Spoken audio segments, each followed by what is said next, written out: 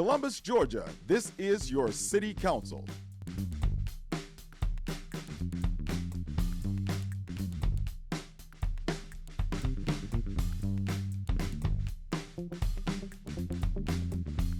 Mayor, Skip Henderson. City Manager, Isaiah Hughley.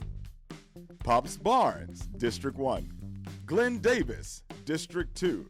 Bruce Huff, District 3. Toya Tucker, District 4. Charmaine Crabb, District 5. Gary Allen, Mayor Pro Tem and District 6. Mimi Woodson, District 7. Walker Garrett, District 8. Judy Thomas, Post 9 at-large counselor. John House, Post 10 at-large counselor. Sandra Davis, Clerk of Council. And City Attorney Clifton Fay. Columbus, Georgia, this is your City Council. Good afternoon. Welcome to the first budget meeting to consider our budget for fiscal year 2023. We will be here this afternoon, and we're going to start with some overviews and some of that sort of thing. I did want to ask the mayor if he would like to address the group at this point.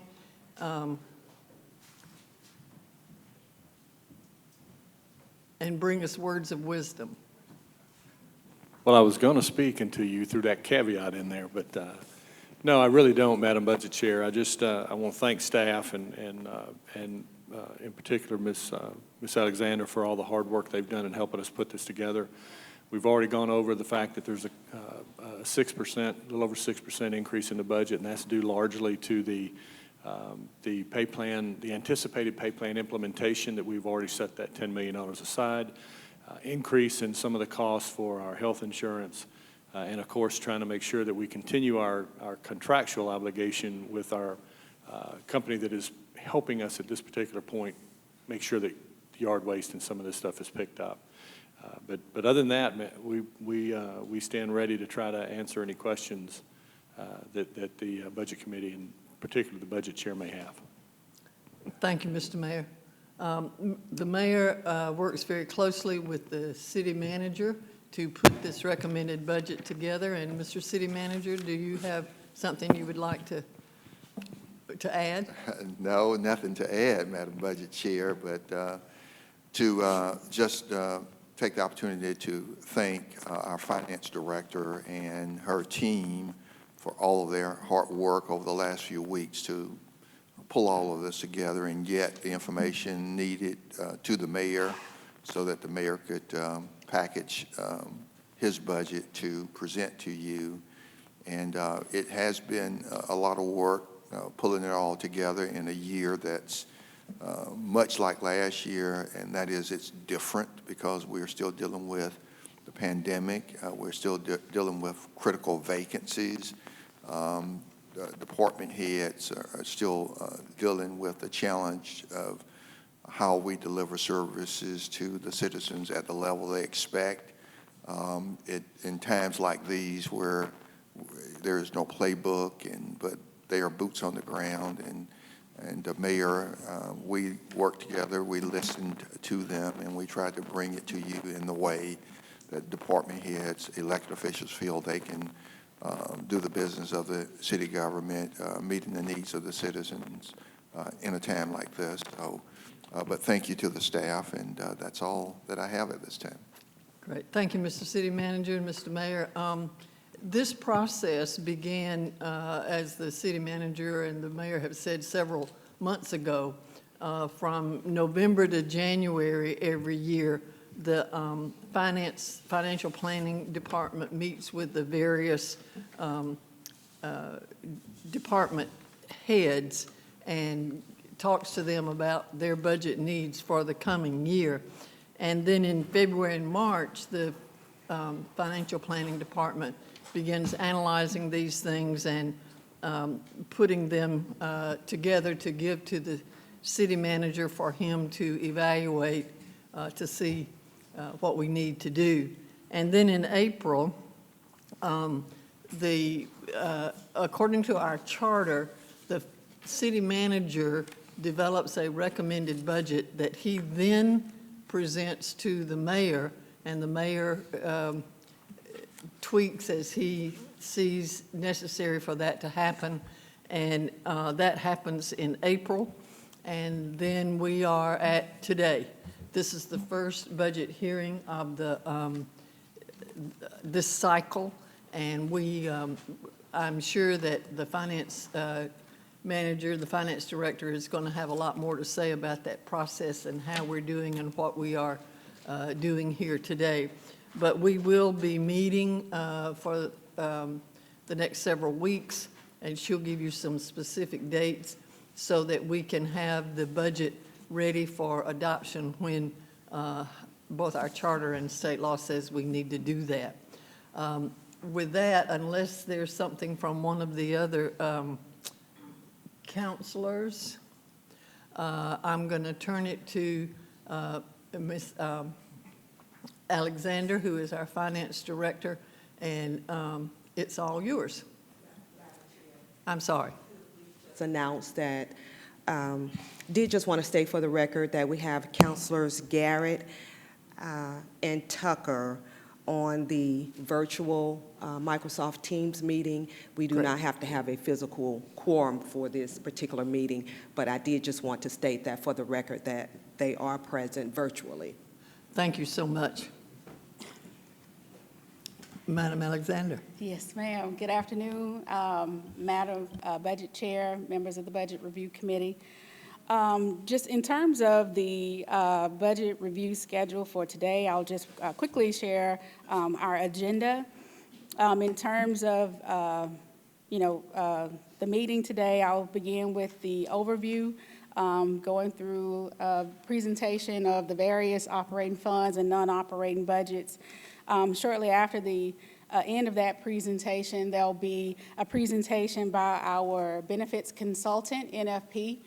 Ms. Tammy Starkey is here to present the healthcare recommendations for FY23 to the Budget Review Committee, followed by an infrastructure update by our Deputy City Manager. And I do apologize that the indigent care update is not listed on this agenda that we printed today, but so the Deputy City Manager will have two presentations today, one for infrastructure and a second presentation for indigent care.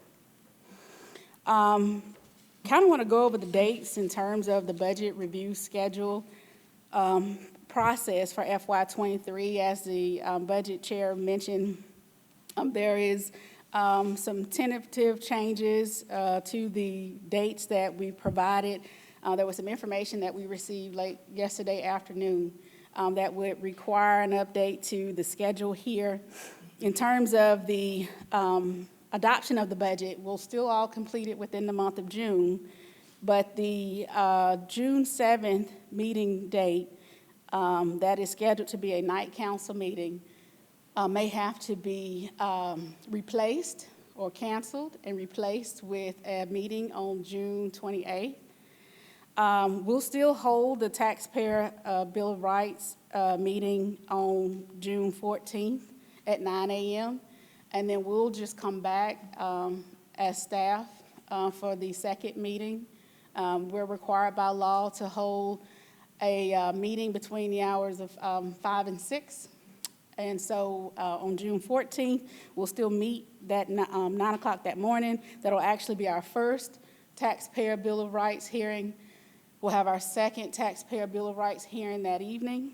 You're welcome to join us. And then the third Taxpayer Bill of Rights hearing will be on the 21st of June. We can keep that date as the 9 a.m. meeting, but what that does in terms of the budget, we would be presenting the first reading of the operating budget ordinance on June 14th.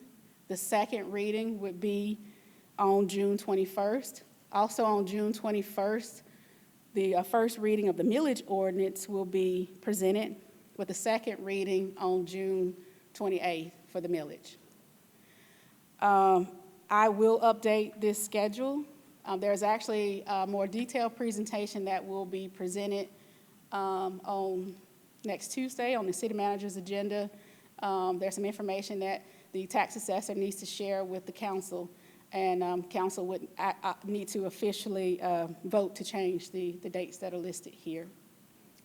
So I did just want to share that information with the Budget Review Committee today, just some upcoming changes to the schedule. So without further ado, Madam Chair, if I can get started. Okay, thank you.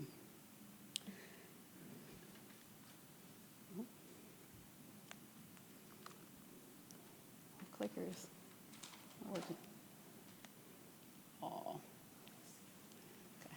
So in terms, again, of the agenda, I just outlined the budget process and the schedule. What we'll go over today is the operating funds in summary to include capital and CIP appropriations for those funds. We'll review the agency appropriations, our non-operating funds, as well as the other local option sales tax fund, and a brief discussion on our health care. The department and presentations today is the overview given by myself, the benefits consultant, NFP, and then the deputy city manager will close us out with two updates towards the end of the meeting. So again, as the budget chair outlined, in terms of the budget process, it must be submitted to the council by the mayor no less than 60 days prior to the start of each fiscal year. This includes the operating and capital expenditures accompanied by our projected revenues. It shall include a budget message from the mayor that contains any major policy changes, a general summary, and other information that may be deemed appropriate for the Budget Review Committee. It must be made public by advertising it in the newspaper, which we'll do that after we get through the add-delete process, if there's anything to add or delete from the mayor's proposed budget. And then the budget and millage ordinances, along with any other related ordinances, must be approved by the 1st of July. So again, in terms of the schedule, our first budget review session is today.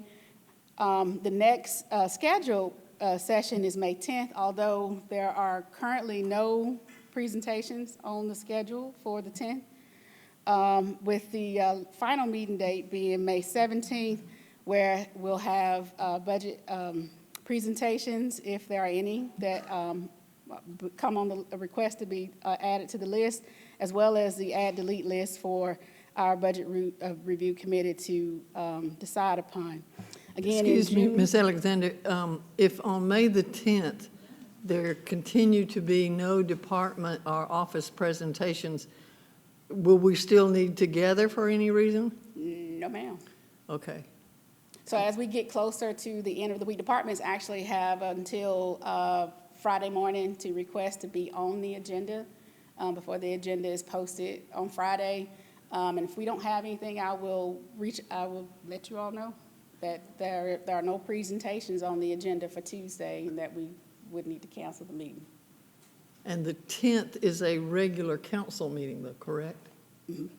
Yeah. Yes, ma'am. Okay. The budget review session is after the regular Right. council meeting. Okay. Thank you. Yes, ma'am. So as far as June, we'll put all of the required notices in the newspaper, publish the public hearings for the Taxpayer Bill of Rights, as well as present and approve the first and second readings of the millage and budget ordinances. So in terms of the operating funds for FY23, our revenues are $299,390,869. Expenditures totaled out to be $314,425,601. It is important to note that $10 million of the fund balance, that's use of fund balance number that's showed there, is due to the proposed implementation of a new pay and compensation plan. This is a one-time use of reserve funds that we previously set aside specific to this purpose. And then we anticipate that this will be sustained through organic revenue growth that we've experienced and through some of the positive economic trends that we've seen over the years. The other part of this use of fund balance, $4.78 million is being utilized from the Integrated Waste Fund, and this is to continue use of the private contractor for the collection of yard waste. So in terms of some of the assumptions that are in the FY23 budget, there is no change in the total millage rate from FY22. In Urban Service District 1, the millage remains in total as 17.51 mills. In Urban Service District number 2, the total millage rate is 11.53 mills. And Urban Service District number 4, it remains at 10.63 mills. There is a 2% projected increase in the digest with the 98% collection rate. Also included in this budget, not included in this budget, are subsidies to the Civic Center, E911, and Integrated Waste. Typically, for years, the OLOS Fund has provided a subsidy to E911, and we were able to accomplish balancing that fund's budget this year without any subsidy from OLOS. So again, there are still subsidies included in the budget for the golf courses. The value of one operating mill is right at $4.8 million. The value of one mill for debt service is right at $5.2 million. Also proposed in the budget is a cost of living adjustment of 2% for active employees, 1% for retirees. This is effective July 1st. This excludes elected officials.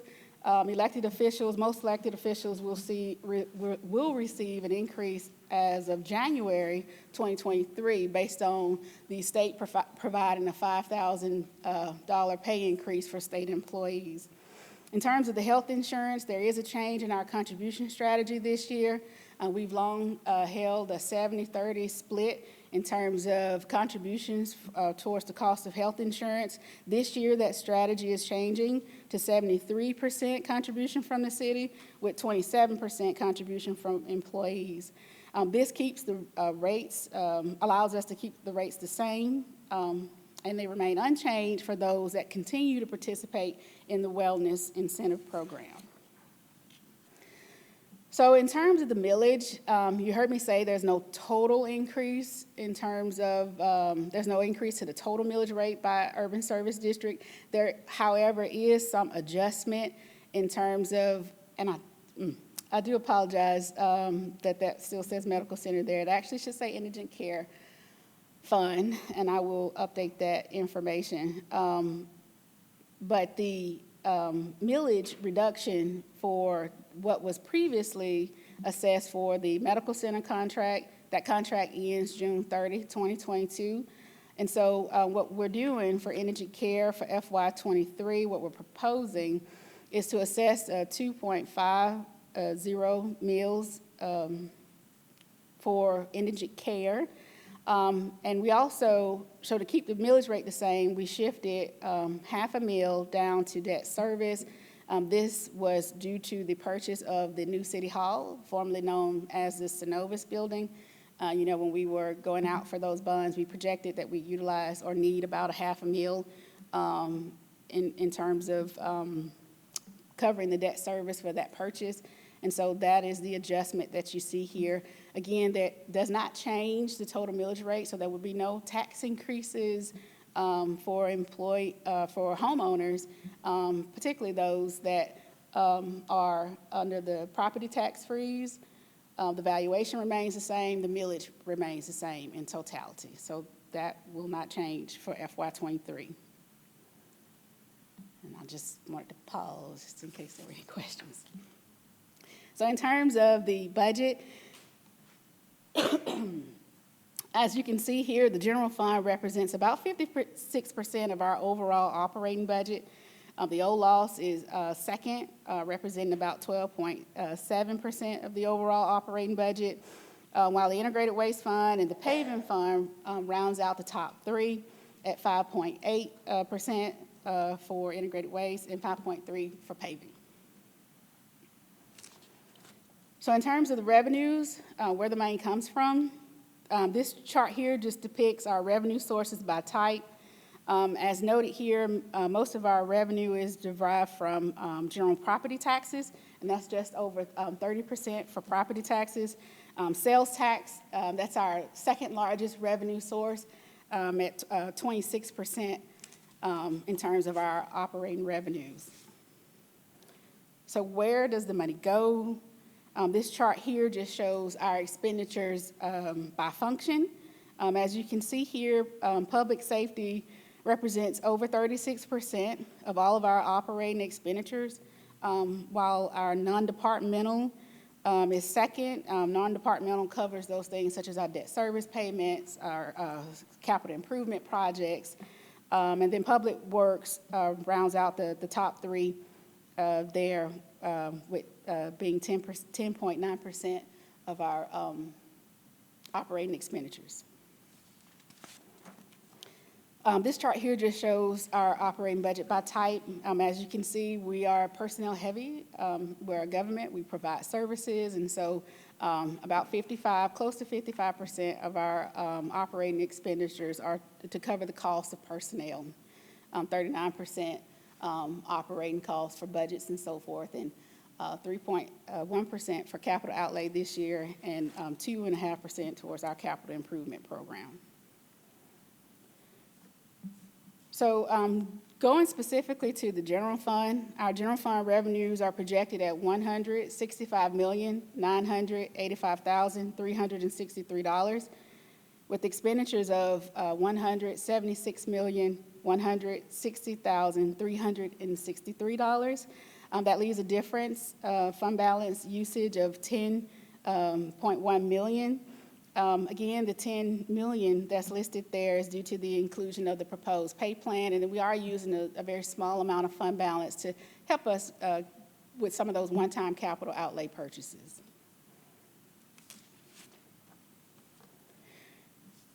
So again, in terms of personnel, the $10 million there for the proposed pay plan implementation. In terms of new positions or transfers into the general fund, for the city manager's office, there is the Family Connection Director, grade 20. 21% of the cost of this position is from the general fund. That represents about $13,000. The rest of the funding for this position is from a grant, so 79% is grant funded. Also, the Keep Columbus Beautiful Executive Director position is transferring from Public Works into the city manager's office. Then there's, for the city manager's office, a director of community affairs at a grade 23. Human resources, 2 human resource specialist positions, grade 16. Public works, plumber 1, grade 13. This is effective January 2023. And then the reason for these positions, particularly for public works, and this was after speaking with the director, we are bringing on that new city hall next year to be, February, March timeframe.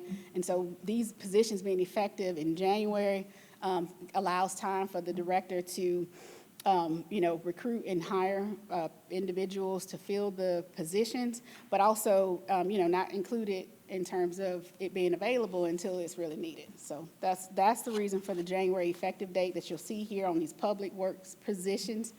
It also includes 3 facility maintenance workers, G11, 1 electrician, it's a G13, and then a custodial supervisor, G16, also effective January 2023. For Parks and Recreation, there's a part-time site supervisor, 2 part-time activity leaders. This is for the mobile recreation unit that has been mentioned in the past by the mayor. There's a full-time recreation specialist, 3, G14, and 3 part-time recreation center leaders, G2. These positions were included in the budget for the opening of the Tillis Recreation Center. The tax assessor, this personal property appraiser, G14 position, is really it's a position that was restored. It was unfunded for several years and then eventually deleted because it was unfunded for more than 5 years. And so this is a restoration of a position in the tax assessor's office. For the police department, 1 administrative technician, grade 12. Also for police, 1 new criminal records technician. For fire and EMS, 1 fire lieutenant, grade 18. For the district attorney's office, 1 assistant district attorney, grade 23. And I believe this was to help with some task force, the gang task force. Thank you. Superior Court clerk, 1 senior deputy clerk for the appeals division that is being created for the Superior Court clerk's office, and 2 deputy clerk 2 also for the appeals division. These are grade 12 positions. The state court solicitor, 2 deputy clerk 2 positions. The sheriff's office, 2 sheriff cadets, grade 10. And those are all the new positions in the general fund. Next, we have the reclassifications as well as pay adjustments that are included in the general fund. For information technology, 1 GIS coordinator, grade 21, being reclassified to GIS division manager, grade 23. For the planning department, 1 planning manager, G22 position, being reclassified to assistant planning director, G24. For public works, facility maintenance worker 1, G11, being reclassified to a carpenter, G13. Parks and Recreation, they had 2 part-time positions that they wanted to make into 1 full-time position. So 2 part-time administrative clerks, G9, being reclassified to 1 full-time administrative assistant. Also for the police department, the chief of staff / public information officer position, grade 20, being reclassified to a director of community affairs, grade 23. For the public defender's office, there is included in the budget a $5,000 pay increase for the contract public defenders. And just to speak a little more about that, the state, I should say, is statutorily required to provide 1 public defender for each superior court judge that we have. So the state provides 7 public defenders to work for the Chattahoochee Judicial Circuit. In addition to that, we are required to provide public defenders, and we pay those public defenders by contract. That contract is adopted as part of the budget every year. We bring back a separate resolution for the contractual services for that particular contract. And so the state public defenders that the state is statutorily required to provide received a $5,000 pay increase when the state gave that to their employees. However, they did not provide any increase for the contract public defenders for the various circuits. And so that is the reason why that is listed here and included in the budget to help bring parity to the attorneys for the public defender's office. It's just the attorneys. It doesn't include the chief public defender or the assistant chief public defender. For the municipal court judge, the pay adjustment increase to the supplement amount that we pay that associate judge, Judge Steve Smith was actually here.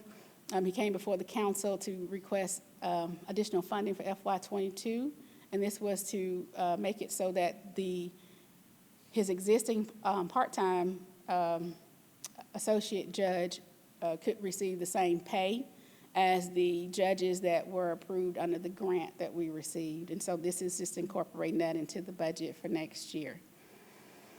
The sheriff's office reclassifying administrative coordinator, grade 14, to administrative operations manager. Also for the sheriff's office, reclassification of a lieutenant, grade 20 to grade 22 captain. For the sheriff, reclassification of an investigator, grade 16, to a sergeant, grade 18.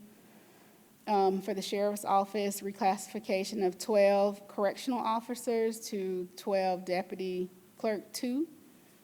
And these are I know those 12 reclassifications are for positions at the jail.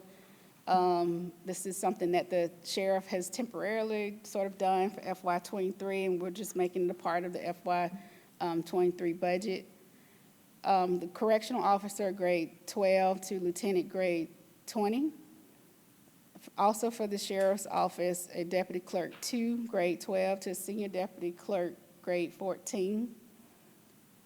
And for the sheriff's office, 12 deputy sheriffs, grade 14 to 12 correctional officers.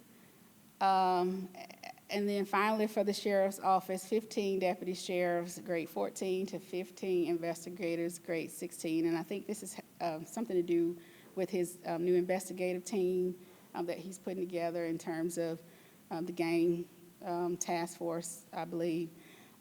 Most of those reclassifications, if not all of them for the sheriff's office, are budget neutral. We'll get to that later on in the presentation. In terms of the coroner, there's a base salary increase for the coroner, $60,000 base salary to a base salary of $82,500. And part of the cost savings here for the sheriff's office was the deletion of 2 positions to cover those reclassifications that we just previously went over. So those are all of the personnel adjustments in the general fund. In terms of capital outlay, we've included just over $1 million in capital outlay from the general fund. This is allocated to inspections and codes at just over $99,000. This will cover the replacement of 2 midsize SUVs and the replacement of 2 Ford F-150s. For the engineering department, capital outlay of $57,000, just over $57,000. And this is for the purchase of 2 iPads, ATS conflict monitor tester, midsize Explorer SUVs. This is a replacement, a paint machine, post driver, and a generator. For Public Works, they have an allocation of $512,162. This is to replace some furniture in the Public Works administrative division. To replace 14 Mohawk lifts down at the fleet shop, 1 new animal adoption trailer, 1 new John Deere mini excavator for the cemetery, also a dual axle trailer for the cemetery, and then 4 service truck replacements for facilities maintenance. In Parks and Recreation, their allocation is $281,000. This is to replace 15 heavy-duty trailers, 14 zero-turn mowers, to replace 14 zero-turn mowers, 2 ball field groomers, and to replace the minnow well out at Lake Oliver Marina. For the tax assessor, there's an allocation of $73,200. This is to purchase the mobile camera solution for the commercial property division. In last year's budget, they purchased this solution for the residential side, and now they, after utilization, like to move forward with getting that for commercial property. It's also to purchase 2 full-size Impalas. They currently have about 14 appraisers that are out in the field, but only 9 vehicles, and so that's why they requested the additional vehicles in the budget. Homeland Security, this is to cover the cost of a pickup truck, and this is new for this particular division. For the district attorney's office, this is just to replace some office furniture, some desks, chairs, and shelving there in the office. Also included in the budget is $450,000 in CIP money for the continued project for to improve blight in our community. So this is for demolitions. So now in terms of the fund balance reserve days, just really speaking to FY21, you know, we ended FY21 with about 118 days in fund balance reserves. We were very intentional in utilizing some of those reserves as we adopted the FY22 budget, and also just throughout the course of the year as capital equipment, critical equipment needs came up from our public safety departments. We've also are utilizing, you know, a little bit of fund balance to cover that.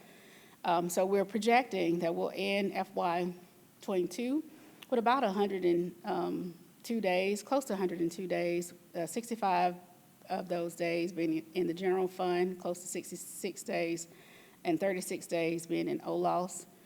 And so we'll end FY22 with around 102 days. And for FY23, we're projecting 61.99 days in the general fund, 34.08 days in OLOS funds, for a total of 96.07 days. And so this does allow us to, excuse me, to keep our strategy in terms of the fund balance reserve days that we hold. You know, currently we have a policy minimum of 60 days. This is at the recommendation of the Government Finance Officers Association, with a target of 90 days, and so this keeps us above our targeted goal.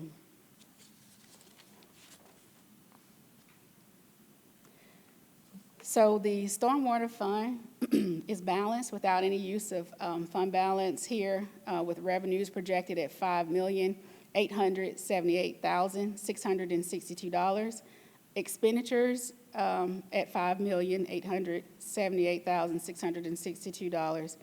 The stormwater fund accounts for activities restricted for stormwater and drainage improvements. This is primarily funded by property taxes. However, there is no millage rate increase for FY23. The millage rate remains the same in Urban Service District 1 at 1.24 mills, and Urban Service District number 2 at 0.20 mills. For the stormwater fund, there are no personnel adjustments included in the budget this year. There is a small amount of capital outlay that's included at $419,242, with the engineering department being allocated just over $34,000. This is for a new midsize Explorer SUV. This is for the a new vehicle for the assistant director, I believe, for the department. For Public Works, their allocation is $384,467. This is for a new full-size F-250 crew cab truck, a 7-yard dump truck that is replacement of an 18-yard dump truck, and 2 flatbed dump trucks with 12-inch bodies. The capital improvement or CIP monies being allocated from stormwater is just over $1.3 million. And for the paving fund, it is also balanced revenues and expenditures at $16,601,709. The paving fund accounts for the maintenance and improvements to roads and bridges, and again, it is also primarily funded by property taxes. The millage rate remains the same, again, for Urban Service District number 1 at 3.44 mills and 0.55 mills in Urban Service District number 2. In the paving fund, there are no personnel adjustments included in the proposed budget. There is a small amount of capital outlay included, $534,775. This is for the engineering department to replace 1 midsize Explorer SUV. And then for Public Works, an asphalt milling machine. This is a new piece of equipment. This is, according to the department, will allow them to cover more road area in terms of replacing the asphalt, reusing the asphalt actually, and cover more road area in terms of replacement or repairs. There is a bit of CIP money included from the paving fund, it's just over $1 million. And for the Indigent Care Fund, again, there is a more detailed presentation that the Deputy City Manager, Pam Hodge, will give towards the end of the session here today. But what's included in the proposed budget is 2.5 mils. This is projected to bring in $12.5 million. And so the Indigent Care Fund obviously will account for providing health care services for the medically indigent residents of Muskogee County. This would also include certain services for inpatient and outpatient hospitalization for inmates at the Muskogee County Jail. So for the Integrated Waste Fund, revenues are projected at $13,490,000. Expenditures are projected at $18,278,000 for a utilization of reserves from the Integrated Waste Fund of $4,788,000. The Integrated Waste Fund accounts for refuse collection and disposal, as well as recycling and landfill operations. It is important to note that there is no rate increase, no residential rate increase proposed in the budget. The rate remains $18 a month, and this has not changed since FY19. The operating budget also includes debt service payment for leases, capital leases for equipment. This comes up to be about $2.1 million that's included in the budget for those lease payments. And again, the utilization of the fund balance here is to continue the privatization of yard waste collections in FY23. The only personnel adjustment. Excuse me just a minute, if you will, Counselor. Go ahead. Have I got you on? I'm sorry, I just want to go back a little bit, just to answer, if you can answer a question for me. Why didn't we look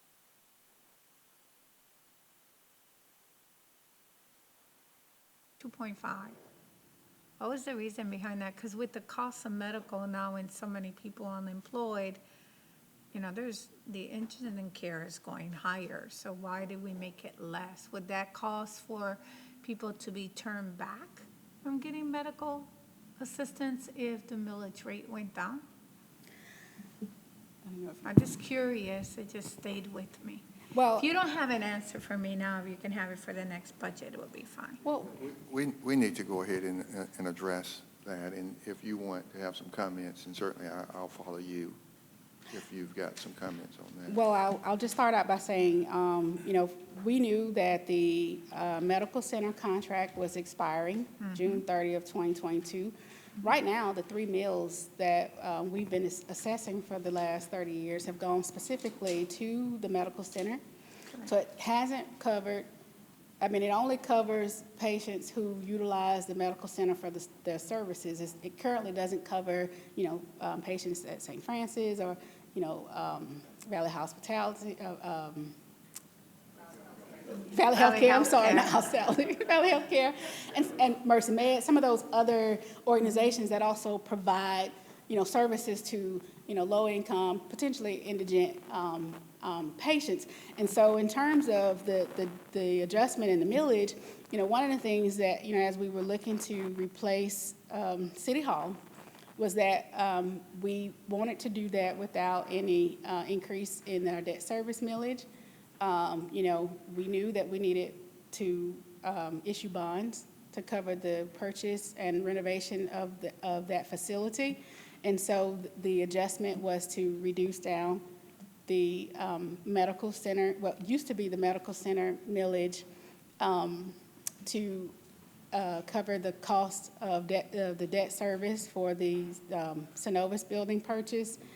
But again, I mean, I know it seems like a reduction in millage, and I'm going to let the city manager sort of take it over from here, but, you know, it will allow us to provide more services to the community. Yeah, and I'll say Yeah, let's be clarify? very clear.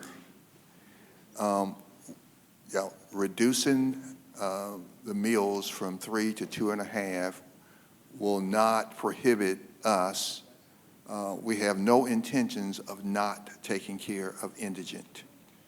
And taking care of the indigent will be done not by a single agency, but by multiple agencies throughout this community.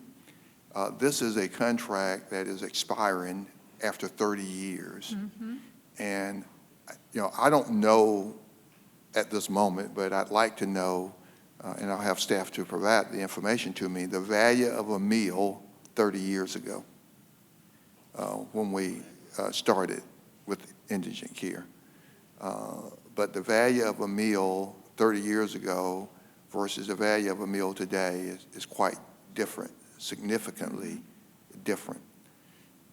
The other thing with the 3 meals is that we've done everything else based on our collection rate. You know, today, our collection rate is 98%, which is really good. It has not always been 98%. But regardless of our collection rate, the millage that went to indigent care, the medical center, was 100%. It didn't matter. Yeah, in other words, if we collected 98, we didn't give them 98% of 3 meals. We gave them 100%. And so we believe that there are many efficiencies, and if you recall, a few years back, we started to renegotiate then because we realized that there were inefficiencies or room that we could do better with the millage, the taxpayer dollars, and we were able to negotiate some things and negotiate the cost down with the medical center at that time. But the bottom line I want to be clear is that we know that we can provide the level of care that's needed for indigent with 2.5 meals versus that 3 meals that we have provided over the years. Okay. And if I may, just to double down on that, the indigent care millage is designed to help the hospitals offset some of the costs because they take care of the folks that don't have anything to take care of themselves with. They show up, they get treated. In fact, that's been one of the issues that we have discovered over the years is that because not all the hospitals were having access to that millage rate, they were treating these individuals and not receiving any offset compensation from the city. So what the city's focus is to try to lessen the burden as much as we can on the hospitals. And because of the dramatic rise in the value of a meal, that is now over $15 million a year that we provide for indigent care to offset what it's costing the hospitals to provide that. So there was when the renegotiation opportunity came around, they looked at a way to try to trim a little bit and see if we were still being able, because we're going to fulfill our mission, and that is to try to help the hospitals. The hospitals are going to fulfill their mission and treat people when they come through the doors. So it's not an account that they draw from, and when the money runs out, they quit treating people. They treat folks. We're simply trying to make sure that we do our part to offset some of the costs to the hospitals. And Mr. Mayor, when you say the hospitals, And Madam Vice Chair, if I could say this, because she Yes. did get the number for me, and then, you know, I know you have something to say. The value of 3 meals 30 years ago was $5.5 million. $5.5 million for the year, okay. 30 years ago. Today, the value of 3 meals is $14 million. Okay. And so that's the point I was trying to make. And so over the years, and I'm redundant, but I want to be clear, when we were collecting 96%, they were getting 100%. And so, but everybody else, if anything else, if you collected 98%, you only paid out 98%, but not with indigent care.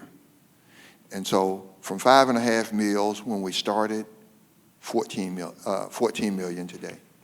Now, when, the mayor, when you stated to assist the hospitals, and I understand, I've been here long enough, and I know the contract from the medical center for 30 years. I know we sued a couple times trying to change it, and we were very unsuccessful. But when you're saying, like Valley Healthcare is not a hospital, but they are also included in this 2.5 mils? Can you kind of elaborate a little bit more on that? I'm trying to get a clear understanding. Right now, as it exists, it's a contract with one provider. Correct. Right?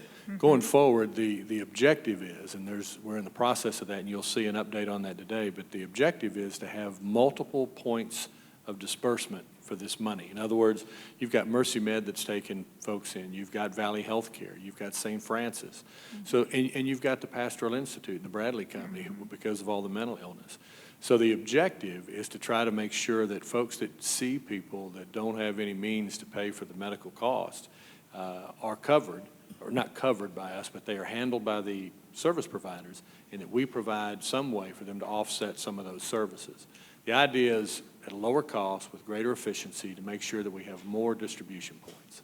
And I understand we're going to get an update today, is that correct? Yes, ma'am, Yeah. that's correct. But can I also request that the update we're going to get today, Mr. City Manager or Finance Director, can we also have that at a council meeting where more people are tuning in and watch it? Absolutely. Because if someone sees the reduction from 3 to 2.5, they're going to be like, I am, wait, you're cutting it, for indigent care. And based by the conversation we're having here today, it's actually not a cut, and it'll be more beneficial because more agencies that service individuals will be able to receive funding for those services provided, correct?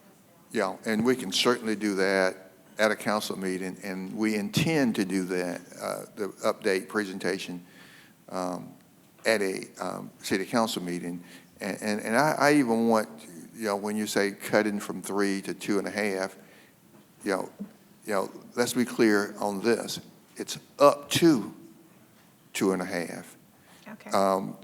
We're not going to just say that we are allocating a specific amount to an agency, but we're going to scrutinize. We know that there's markup in medical services, Yes. and so we want to be better at doing due diligence and looking at what we're being charged. Not to suggest that we haven't, but we believe that 2.5 meals is certainly going to take care of the need of the indigent throughout in the agencies that we deal with, but it's going to be up to, because there's going to be obviously some accountability, and we're going to inspect what we expect. And so we believe that it could come in, we would ask you to do 2.5, up to 2.5 meals, but we're going to do our work. Okay. So we And want to be can we clear. get periodically updated on how that's going, since it's a big change in future council meetings? Absolutely. Thank you. Thank you, ma'am. And just really one sort of last point to that. With the indigent care program, we do receive a report from Piedmont, which is now Piedmont, formerly the Medical Center. In FY21, there were 674 families served under the indigent care program for the 3 meals that they received for FY21, with an average enrolled family size of 1 person per family. So, We have one more, Councilor Davis. Thank you, Madam Budget Chair. Mr. City Manager, I'm glad to hear you say what you just did. I think oversight is the key in this. And we have to remember, even though, the designation of indigent care, this in reality, it was a contract that went on for 30 years. And it's taxpayer funds. I mean, it comes straight from the citizens of Columbus, Georgia. So we need to understand that, and it's been tied down for so long, and there's been so many questions around the aspect of how exactly this money has been used, and has it been used appropriately. over the years. You have so many, today, you have so many healthcare providers in Columbus who, in reality, when you really understand indigent care by law, no healthcare provider, you have to treat indigent care by law. I mean, that's the law. Whether you get funds or not, you have to treat them. So, you know, let's understand the dynamics of that, and also the standpoint of over the years, Mr. City Manager, and you alluded to it, been a lot of changes, a lot of changes. There's a lot of subsidies, there's a lot of government funds that are out there coming from all different angles. Citizens pay into indigent care today through Obamacare. There's Obamacare.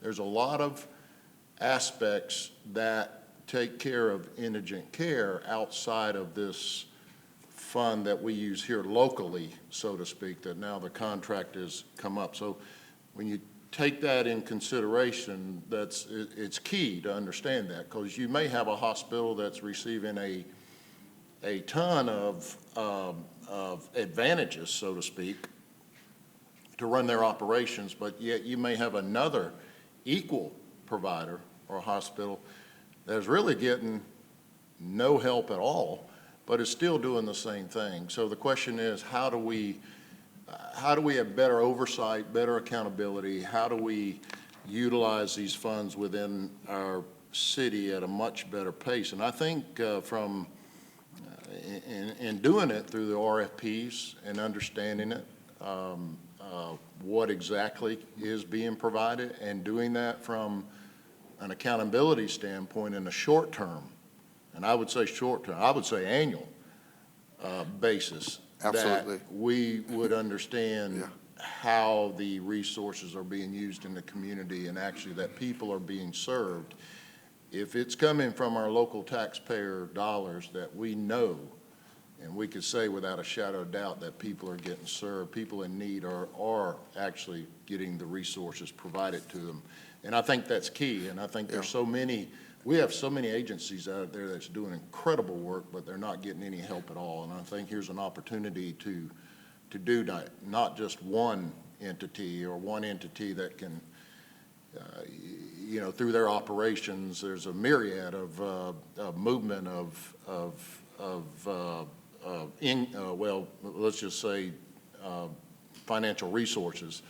Sometimes it's hard to really track. But you know, another thing too, we look at some of our healthcare agencies that we're also helping in an indirect way through tax abatement, things like that, through the nonprofit aspect. But then you've got other healthcare agencies, as I said before, that, you know, they may be paying 100% taxes. And so when you balance it, you know, it really, there's a big question mark there as it comes to helping out. And, you know, we need to look at that from that angle as well. Do we need to help there from that standpoint? I don't think we have the answer today, but one of the things, while I'm on this subject, Madam Budget Chair, so I don't have to bring it back up during the presentation, but what I would like to understand, I know that we're talking specifically about a use, but I think it's important for council to understand the dynamics of now that the contract has expired, and what exactly are the options and how these funds can be used. And I'm not talking specifically about indigent care, but actually how can they be used. I just heard our finance director talk about we used it for debt service. And, you know, if that's an option, I think it's important for the council to see what the options are and explain it a little bit more in detail. I know that the Charter Review Commission has something to do with this, and they've looked into some of these things, but I would like to understand what those funds could actually be used. For example, you said that you could use up to that amount. You don't have to use it. Okay, if you don't use it, then what do you do with it? So I want to know those options within the framework of the law. Yeah. And like I know some debt things, service and what other 5 or 6 things on that list. Yes, I got you. I think it's important for council to get the whole scope. And Well, it doesn't mean that, you know, that I think it's just seeing the big picture and understanding a little bit more versus just, we're just putting it out here, this is how we're going to use it. And Madam Budget Chair, if I could just say one other thing. Is that okay? Yes, sir. Okay, thank you. But you're absolutely correct, Councilor Davis. I mean, oversight, accountability, not a 30-year contract, but an annual contract or agreements, not with a single party, but annual agreements with a number of parties. And as you were talking, I thought about the fact when she says 674 indigent care families, average size of 1, and we spend $14 million. We spend every dime of it, $14 million. It makes me think about this. 674 families, average size of 1, $14 million. We have 2,600 full-time employees on with health insurance with the city, 2,600 full-time. Families, we have a health and wellness center, all of the drugs and all of everything that we do, we're self-funded, and we spend $23 million on health care. That's the budget, yes. We spend $23 million, and we spend $14 million on indigent care. Average 674 families, average size 1. I rest my case.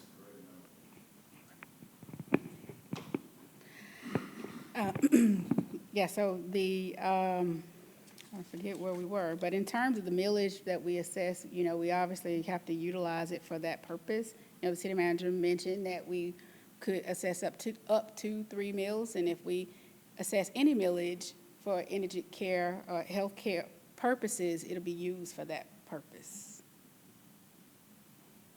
So I think we were here in the Integrated Waste Fund in terms of personnel. There's only one transfer. That was the Keep Columbus Beautiful Executive Director being transferred out of the Public Works Department to the City Manager's office. No capital or CIP included in the FY23 budget for integrated waste. E911 fund balanced revenues and expenditures being $4,022,087. There is no public safety OLAW subsidy included in the budget for E911. This E911 fund accounts for telephone subscriber surcharges. So you pay a fee for prepaid phones, you pay a fee for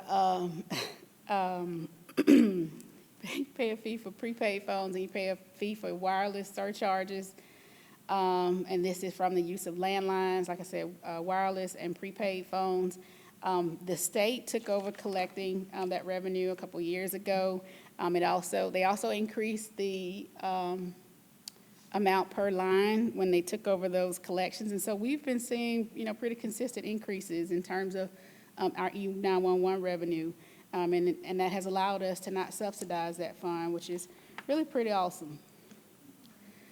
So the Economic Development Fund, the FY23 budget is $2,388,492. The millage that we assess is 0.50 mills. This is used for, creating jobs, attracting quality employers, as well as job retention. 0.25 mills is allocated to the Development Authority. That amounts to $1,194,246. We also are in year 8 of 10 for the NCR Blue Cross project commitment, so we're almost done with that. The $800,000 is coming out of the city's 0.25 mills. Also, the allocation for the Mercer project, we're in year 4 of 5 for that. That $100,000 is coming out of the 0.25 mills for the city, as well as the Development Authority Business Development Initiative. That's $175,000. We're in year 2 of 2 of that. agreement, so this is the last fiscal year for that initiative to be included in the budget.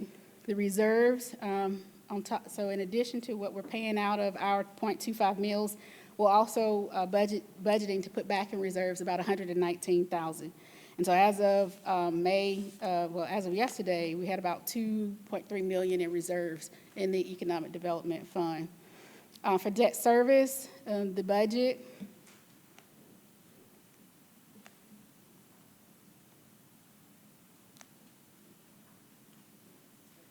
is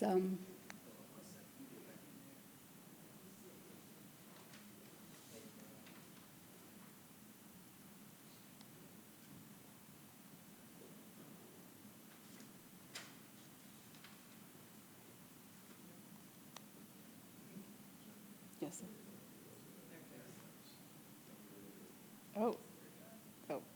Oh, you moved it, okay.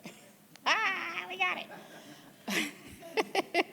Debt service fund here, balanced at $14.9 million. The debt service fund accounts for the accumulation and disbursement of principal and interest payments, so our bonds, our GMA leases, all of those things are encapsulated in the debt service fund. Again, the millage rate slightly increased to 0.83 mils in terms of debt service, and that is to cover the budget, the Synovus purchase. This is up 0.50 mils from FY22. But again, no total millage rate increase. The millage rate in totality remains the same.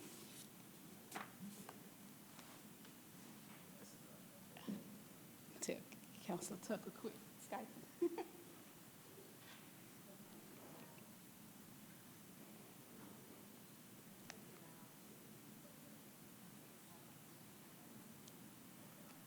There we go. Metro Fund, revenues projected at $14,041,956. Expenditures projected at $14,113,688 for a use of fund balance of $71,732. And so the Metro Fund accounts for the operations of our public transportation system. It is funded with property taxes as well as federal and state grants. There are some service charges that are included in terms of the revenues, and what's also included this year is T-SPLOS. Funding for the T-SPLOS funds are included in the FY23 budget. So in terms of personnel adjustments, there's one reclassification in the Metro Fund, reclassifying a principal transit planner, grade 20, to assistant transportation director, grade 24.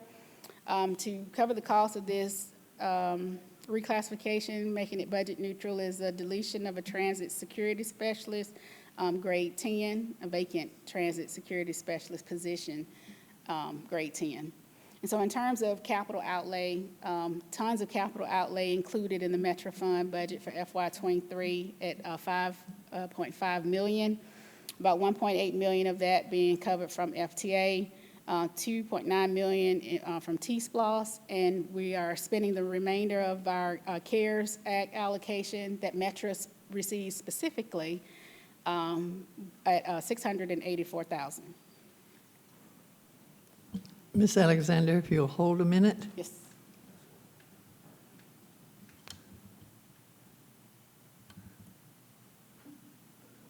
Did I get you? Okay, thank you, Madam Chair. Could you go back to the Metro slide? The T-SPLOS, is that money from the current T-SPLOS, or is that a projection? This is from the current T-SPLOS. The current T-SPLOS? Yes, okay, sir. Thanks. Mm-hmm.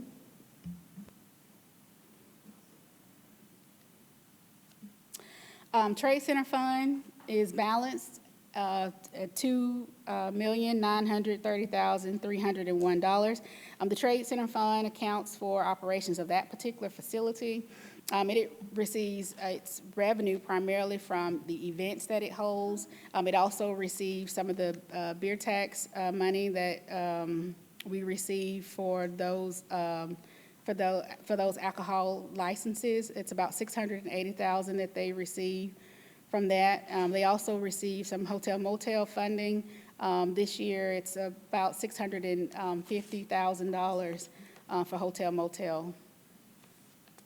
For the Trade Center Fund, in terms of personnel, when the pandemic hit, the Trade Center did delete some positions in terms of vacant positions, I should say, in terms of trying to balance the budget and, you know, just all of the unknowns and uncertainties surrounding the pandemic. They have requested, and it is included in their balanced budget, to restore some positions. The conference facilitator, grade 15, as well as the administrative secretary, grade 10. There's also one reclassification included. This is a career ladder adjustment for a conference facilitator, grade 15, being moved to a conference facilitator, grade 16. There's about $90,000 included in the Trade Center Fund balanced budget for capital outlay. For the golf courses, a Bull Creek Golf Course, right at $1.6 million in terms of revenues and expenditures.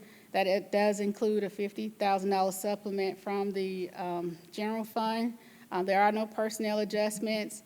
And then there's a capital outlay included for Bull Creek at $65,000. For Oxbow Creek, the budget, $521,850 with the subsidy included of $150,000 from the general fund. No personnel adjustments are included in the budget for Oxbow Creek, as well as there's a little bit of capital outlay included at $23,263. For the Civic Center Fund, it is also balanced at $4.4 million. The Civic Center Fund accounts for operations of that facility, and it includes, it receives its revenue primarily from the events that it holds, through, you know, ticket sales and so forth, as well as hotel motel taxes. Its allocation for FY23 is about $1.3 million. Again, there is no general fund subsidy for the Civic Center Fund, and there are no personnel adjustments either. So for the healthcare fund, the total budget is $23.9 million. Again, we're changing the contribution strategy to 73% city funded, as well as 27% from active employees. There's no premium increases for 2023. That is, again, if you participate in the Wellness Incentive Program. If you do not participate in the Wellness Incentive Program, there is still that premium differential for non-participation. It's about 11 or 12%. Our benefits consultant can firm that up for us when she presents next, but options and, again, other adjustments will be discussed by NFP. So in terms of risk management, that budget is $5.8 million.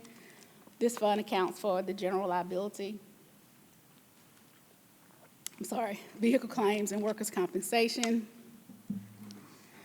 This is a that is a cost allocation fund, so all the costs associated, with risk management is allocated out and paid for and covered by the other operating funds. CDBG balanced at $1,736,936. This accounts for the grant monies that we received from the Department of Housing and Urban Development under the Community Development Block Grant Program. There is one personnel adjustment included in the budget for this particular fund. It's a reclassification of a program manager, vacant program manager G19 position to Assistant Community Reinvestment Director, grade 21. So for our agency appropriations, these are those appropriations that we are required to pay, I guess I should say, or provide services to, whether by law or some other contractual arrangement. There is a slight increase in the agency appropriations for the River Valley Regional. That is due to the fact that River Valley Regional, our dues that we pay to them is based on the population. So the 2020 census increased our population, and so we pay $1 per capita, and so that is the increase that you see there. Non-operating funds, these funds are for, not for general operations of the government and are typically restricted for a specific purpose. They must be budgeted annually and maintained in their own separate fund. So for the Urban Development Action Grant, or UDAG, the budget is $15,000. For our home program, $1,037,335. For our multi-governmental grants, this is a fund that fluctuates throughout the year as departments apply for grants. They must come to this council and request permission to apply for the grants. And so we're projecting, based on the grants that we currently have, about $6.2 million in grant funds that we'll receive next year. A hotel motel tax fund, $5.2 million. Police forfeiture fund, $150,000. The county drug abuse treatment fund, which is also referred to as the DATE fund, at $68,000. Our Vice Special Operations Forfeiture Fund at $250,000. Our County Penalty Assessment Fund is $800,000. The Sheriff Forfeiture Fund at $20,000. For our TAD number 1, which is for Benning Technology Park, at $25,000. TAD number 2, 6th Avenue in Liberty District, is $275,000. TAD number 3, Uptown District, at $1 million. TAD number 4, 2nd Avenue, City Village, $400,000. TAD number 5, Midtown West, $725,000. TAD number 6, Midtown East, at $20,000. TAD number 7, Midland Commons, at $61,000. And TAD number 8, South Columbus River District, at $2,000. For the Law Library Fund, this is actually something new in terms of our non-operating funds. The Law Library is an agency fund, has always been considered what we refer to as an agency of the government. So these are, agencies are those offices, particularly the elected offices or other offices that we have no general control over. They're either governed by an elected official or by some board. As we closed out FY21, and at the recommendation of our external auditors, we now have to recognize the Law Library Fund in a different way from a financial reporting standpoint. So it is its own special revenue fund this year. Nothing changes in terms of the operations. It's just how we have to show it in our financials. The 2021 sales tax proceeds fund is $50 million. This is what we anticipate we'll collect. The $50 million is a carryover of $10 million from what we'll receive but not expend from FY22, because again, those sales tax collections that was approved back in November, based on the November referendum, those collections started April 1st. So we're gonna have April, May, June collections that will carry over into the new year. And so that budget is $50 million for FY23 to include that carryover. The Capital Projects Fund, $26,599,073. These are capital projects that were supported by, either the paving fund, the stormwater fund, or the general fund. The T-SPLOS fund, this is to include projects, carryover projects, as well as carryover of discretionary funds that we have to allocate to project, as well as at least 6 months of collection. If the T-SPLOS doesn't pass, obviously, if it does pass, I should say, we'll make an adjustment to the budget at mid-year, but this includes 6 months worth of collections for T-SPLOS. The 1999 sales SPLOS project fund, still finishing out some of those projects at $5.2 million. The Columbus Building Authority lease revenue bonds, 2003 A at $448,000. The CBA revenue bonds, 2003 B at $4,462,000. The Columbus Building Authority Lease Revenue Bond Series 18, we're finishing that out. And so we have a little bit of expenses left before we can close that out. That's $130,000. In the Columbus Building Authority Lease Revenue Bond Series 22A, This is for the purchase of the Synovus building. This is for the renovations of the facility, as well as the Series 22B. Excuse me, what the amount was. Madam Director, Councilor Davis. Mr. City Manager, I wanted some, came to my attention, on a slide before this, but either last year or the year before, collectively, both years, didn't we make some loans to some agencies, call it a reimbursable or what, a reimbursement that was coming back to us? Am I right on that? I think, was it a couple groups or two groups? Convention Visitors Bureau, yes, sir. Just one or two? Just groups? one. Okay. The CVB, and they have been paying, did pay. It's satisfied. They've satisfied Okay, that, yeah. good. Thank you.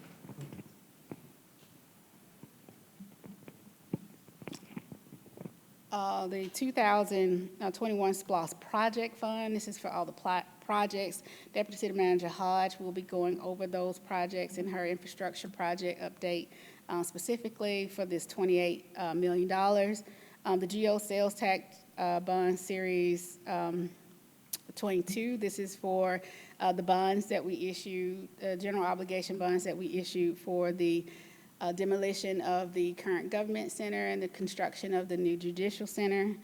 That budget listed here is $150,021,538. Family and Youth Coalition Fund, a budget of $52,500, and the American Rescue Plan Fund, just incorporating that amount that's left over for the projects. From our current allocation, which is $18,433,325. So now the OLOS fund is balanced, with revenues being projected at $40 million, expenditures being budgeted at $40 million. I mean, it is important to note that there's no use of fund balance included in the budget for OLOS this year. We, again, have been very intentional in spending down the fund balance. There was about $4.7 million of fund balance included in the FY22 budget. We have also utilized fund balance, again, for some of those critical equipment purchases for public safety. So there is no use of fund balance in FY23 in the budget for OLOS. So the OLOS fund is a sub-fund of the general fund. It includes sales tax proceeds that are segregated so that 70% of the proceeds are allocated to public safety, 30% are allocated to infrastructure. So in terms of the objective for the OLOS, the funding, the primary mission of our public safety department is our ultimate goal. Some of those funding priorities include improving our response time for emergency services, increasing public safety presence in the community, expanding our crime prevention programs, improving non-emergency public safety services, and decreasing the length of time for adjudication of criminal cases. And, these priorities and this objective is straight from the original presentation that was given when the OLOS was being presented to the community. In terms of the definition for public safety, that includes the police department, fire and EMS, the sheriff's office, Muskogee County Prison. We added additional correctional officers for other departments such as Public Works, Metro, Parks and Recreation. This was done by an ordinance that was approved by the mayor and council at that time. The coroner's office, the district attorney, the public defender, other associated court personnel, and other public safety agency programs and functions. So public safety expenditures include personnel costs, including salaries and benefits, personal equipment such as clothing, weapons, cars, etc., operating expenses of the public safety departments, capital expenditures associated with those public safety functions, and as well as funding that's allocated and administered from our crime prevention office for community-based programs designed to reach our children, who are at-risk youth, and those who are returning to the community after serving time in prison. So the definition of infrastructure included roads and bridges, stormwater and flood abatement projects, technology, as well as other capital projects to include construction, maintenance, and renovations of various buildings and facilities. This helps support the quality of life of our community and also improve the facilities where we house our governmental operations.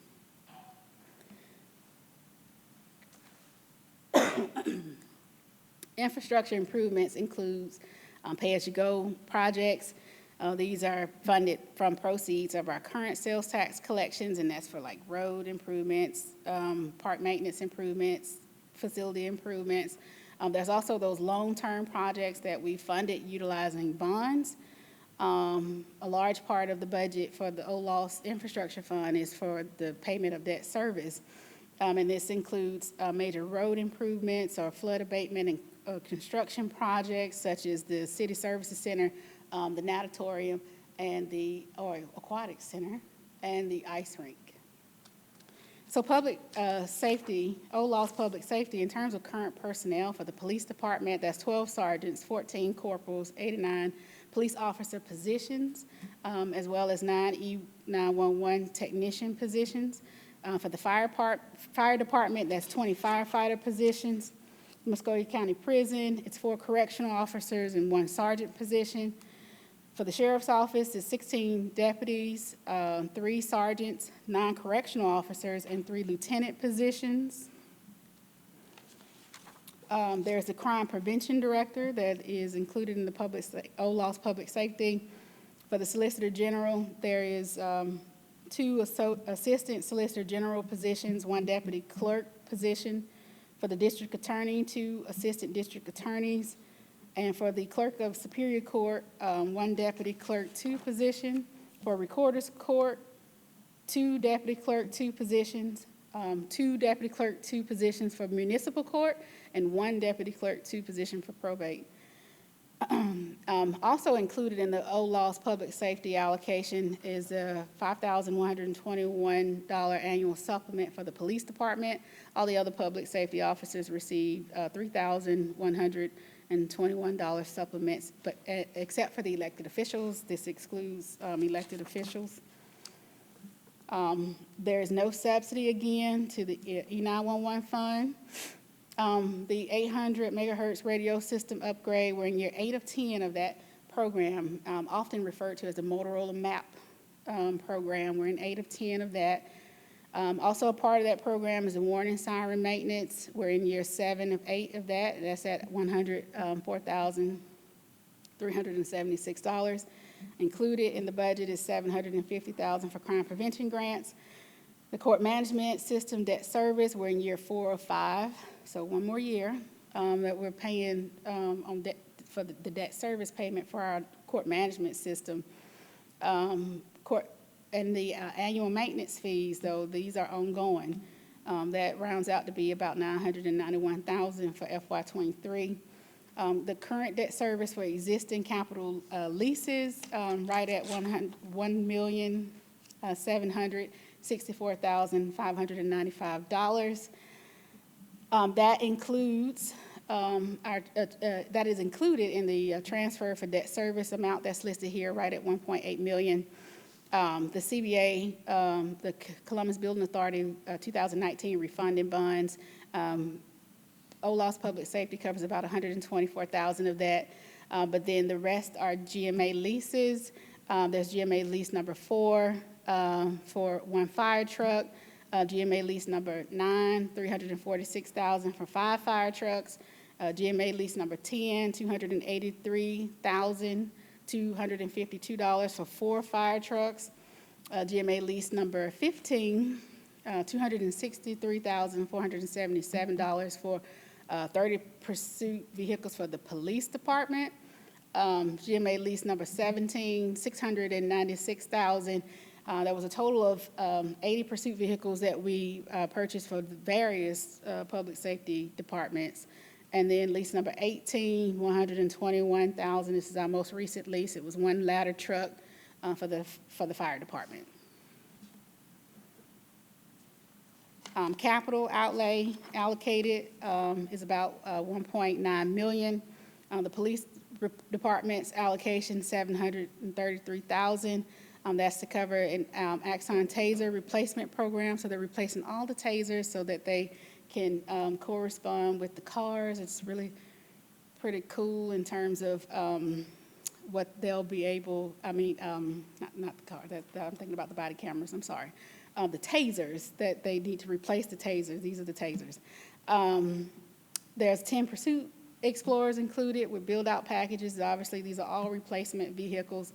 For fire EMS, their allocation, $583,375. That's for 175 sets of turnout gear, 125 protective helmets, the Life Pack 80 AEDs, and I forgot to list the amount there. I believe it was about 15. 4 full-size Impalas for the administrative personnel. Capital outlay for MCP. There's a replacement of a convection oven, replacement of kitchen equipment, and the key watcher key management system. This is a new item that they're purchasing for a total of $112,000 for MCP. For the sheriff's office, the Axon Officer Safety Plan is $311,000. 3 pursuit vehicles with build-out packages at $155,000 for a total of $467,000 for the sheriff's office. Then there's 1 full-size excursion SUV included for the coroner. For OLOS, it was 15, see? 15 AEDs for the fire department. I was correct on that. Sorry. OLOS infrastructure, roads and bridges, the allocation is $1.5 million. Flood abatement, stormwater, $1.2 million. Technology improvements, $1.4 million. This includes $250,000 for computer equipment, $800,000 for upgrade to the city's fiber. So IT is doing a lot of big things in terms of the fiber and getting us all connected, with this building and the new city hall. The Intergov upgrade, $58,000. This is the permitting and planning and licensing system, Intergov. So there's an additional upgrade that's required to accept plans electronically. MCP software upgrade, there was money allocated in FY22. There's a little additional that's needed to replace the inmate control system at MCP. Eagle Recorder cloud implementation. This is to convert the Eagle Recorder that's utilized by the clerk of Superior Court into the cloud. GIS system aerial imagery upgrade at $150,000, and the DataWorks system migration at $30,000. This is a system that is currently in the jail, I believe. They need to migrate that to some other system. Facility improvements at $1 million. Debt service, just at $5.8 million. This includes the Columbus Building Authority 2019 refunding bonds at $5.4 million, and for the 2019 Series A bond at $309,910. Also included from OLOS Infrastructure is an allocation for the 800 megahertz system upgrade of $260,000. Again, we're in year 8 of 10. And then the debt service for the court management system, a majority of the debt service is covered from OLOS Infrastructure at $800,000.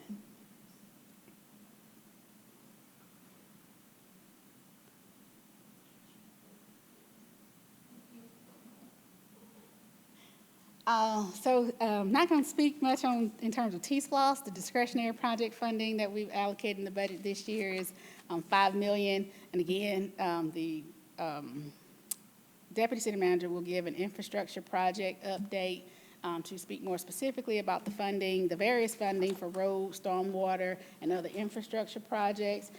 That Madam Budget Chair, is the end of the presentation, and I'd be happy to take any questions if you have. We do have one from Councilor Davis. The funds that you talked about earlier, primarily I think it's the bond funds that we have out there that we've already, I guess we've already closed those. Are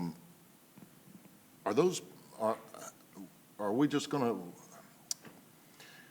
are we going to start drawing when we start using the money, or is that money already been loaned and is accumulating interest? It is money that we've already received. Turn your mic on, Mike.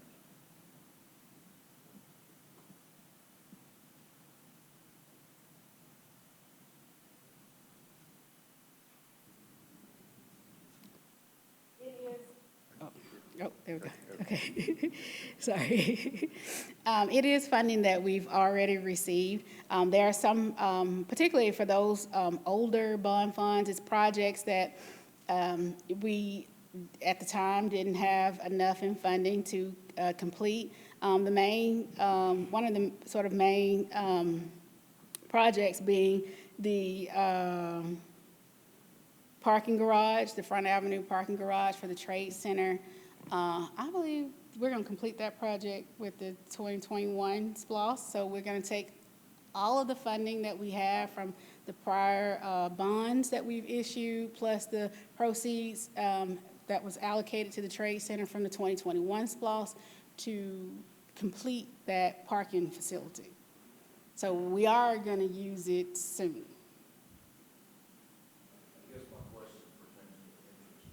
Interest on those funds? Are you allowed to do that, or are we generating interest on those funds? We are, and we do arbitrage calculations. You told me they're in our possession, right? They're in the city's possession, okay. And we do arbitrage calculations on an annual basis to make sure that we're not at risk of having to pay anything back to the IRS or any type of penalties related to that. But we do, it's a very low amount of interest. I mean, we're not, we have those funds stored up at the Georgia Fund 1, and the interest rate right now at Georgia Fund 1 is like less than 1%. So it's not like, It's not a lot, though, when you're talking about 150 million. Well, 150 million is different, right? So we're actually working with our financial advisors to, we're coming up with a more detailed project schedule, and so that we can invest those funds. We have a lot of it right now at the Georgia Fund 1, but we're going to we're working on a more proactive plan and invest in the 150 million. So Okay. we're working with them on that right now. And so, Go ahead. I was just wanted you to just elaborate a little bit, not much, but with Georgia Fund 1, interest rate is low, but it's the most secure place to invest. There's little to no risk. Yeah, no risk. No risk. I mean, we can Yeah. draw And down the with money taxpayer, yeah. within 2 days. Yeah. Good. So that reduces, I'm just asking, just reduces our interest rate a little bit more over time. Yeah, Until we start. and we've had no arbitrage issues, penalties, No. no arbitrage. Okay. My second question, I know just listening to a lot of the verbiage coming out of Washington, there was some talk about redirecting ARP funds. Mainly, I guess it's the second round that we haven't received yet. That's right. Are we to expect less now, funds coming in now that I'm pretty sure I saw that they're redirecting some of the ARP funds going out to states and cities? Yeah, to my knowledge, it's not impacting cities and counties, or it hasn't at this point. I mean, we don't have any information saying that we are going to be impacted, but I do know that there has been some discussion. Okay. All right. Thank you.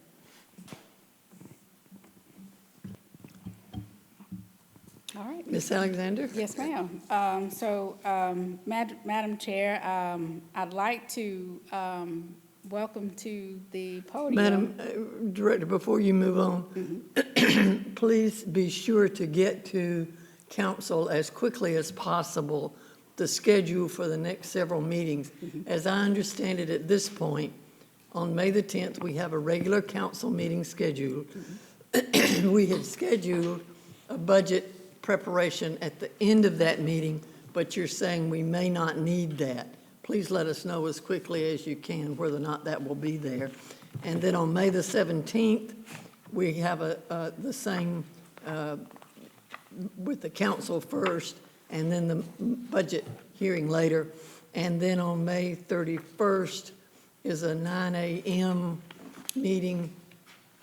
Is that council only? Well, the 17th, there is, that's just a budget review meeting at 9 a.m. That's not, Oh, which one? on the 17th, May 17th. It's not a council meeting? No, ma'am. Okay. Okay.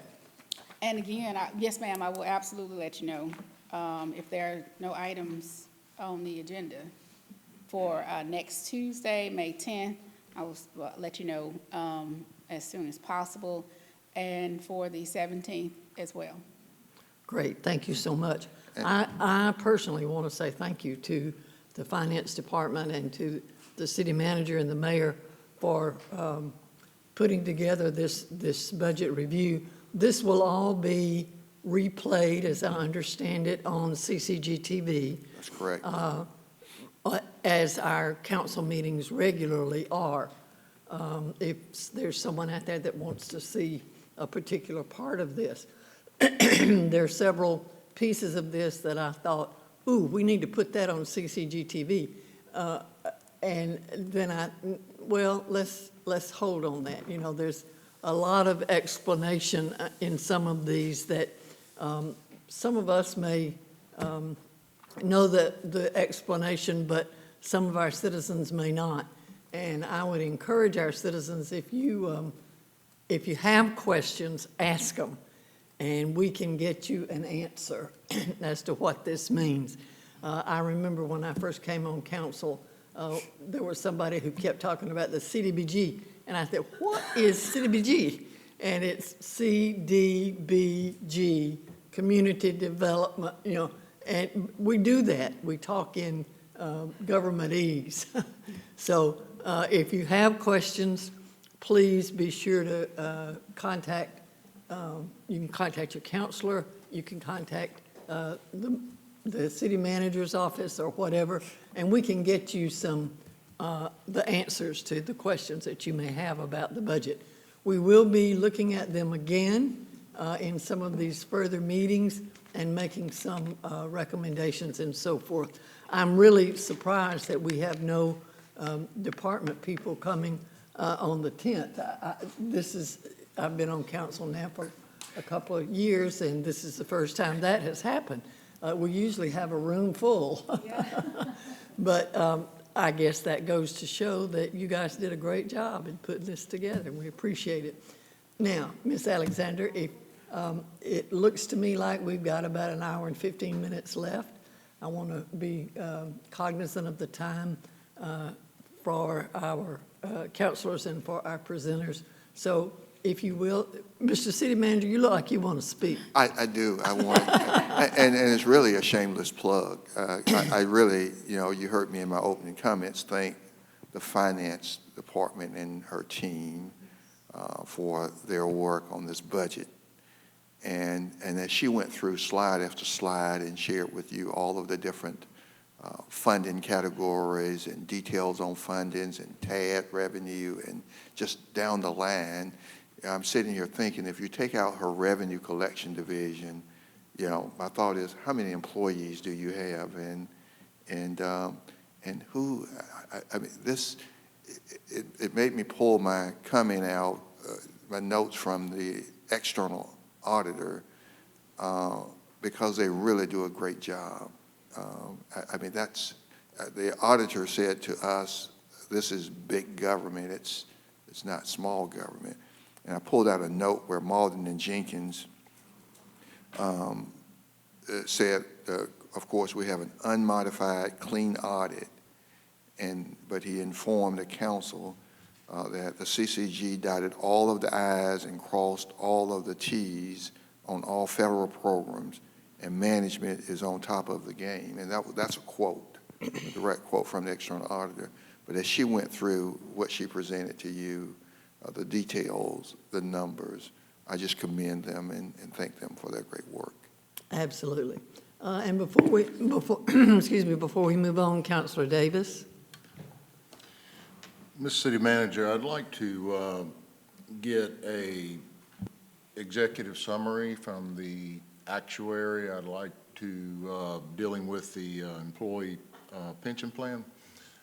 I'd like to get an understanding of the status and where it's at, the health of the plan, and also understand how it's, if he can detail it out over the last 12 years and where we've come from and where we're at. I'd like him to put something together. I'd like to see this before the next week or two, before we get into some more of these budget sessions. I think I've got 2 referrals on the table today. One about options dealing with the 12.5 million that we talked about earlier, and this would be the second one. So you're interested in the update on the pension fund plan? I'd like the actuary to present us an executive summary so we can see it in detail, that he could lay it out for us.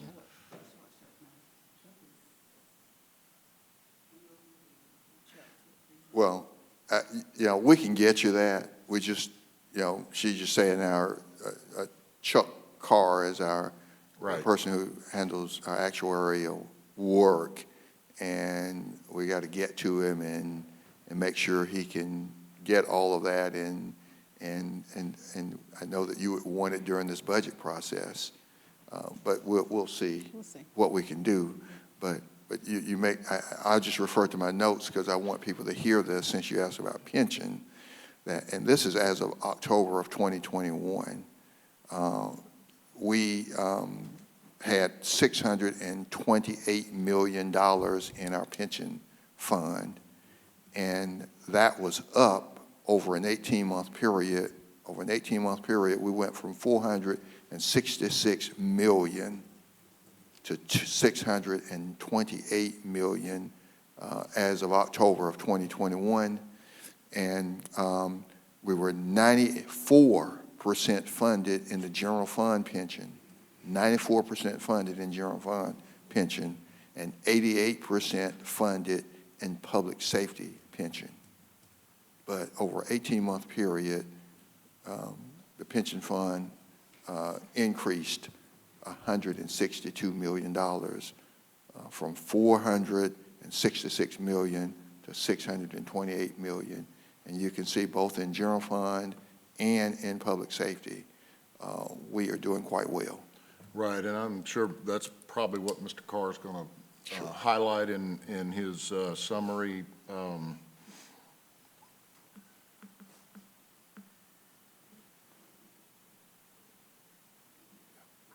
Yes, sir. But we'll work on getting Mr. Carr to get you that information. Thank you. Are there any other questions or comments for the director before we move on? All right. Yes, Ms. ma'am. Alexander? So I'm going to introduce a woman who likely needs no introduction. You've seen her present to this council over the last several years, and I'd like to welcome to the podium Ms. There we go. Ms. Tammy Starkey, Senior Vice President with NFP, our benefits. Excuse me, Ms. I'm sorry, I got my thought back. Oh. City contribution. Is the city making a contribution into employee? How much is that?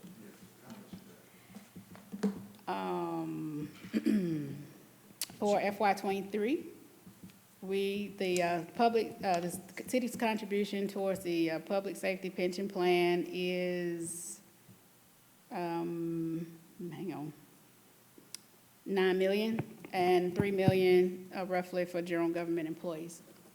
Is that pretty consistent? It fluctuates. Annually? I mean, it really depends on us meeting our assumptions in terms of the plan There are certain plan assumptions that we need to meet every year, such as our returns and so forth, and just due to the some of the other assumptions.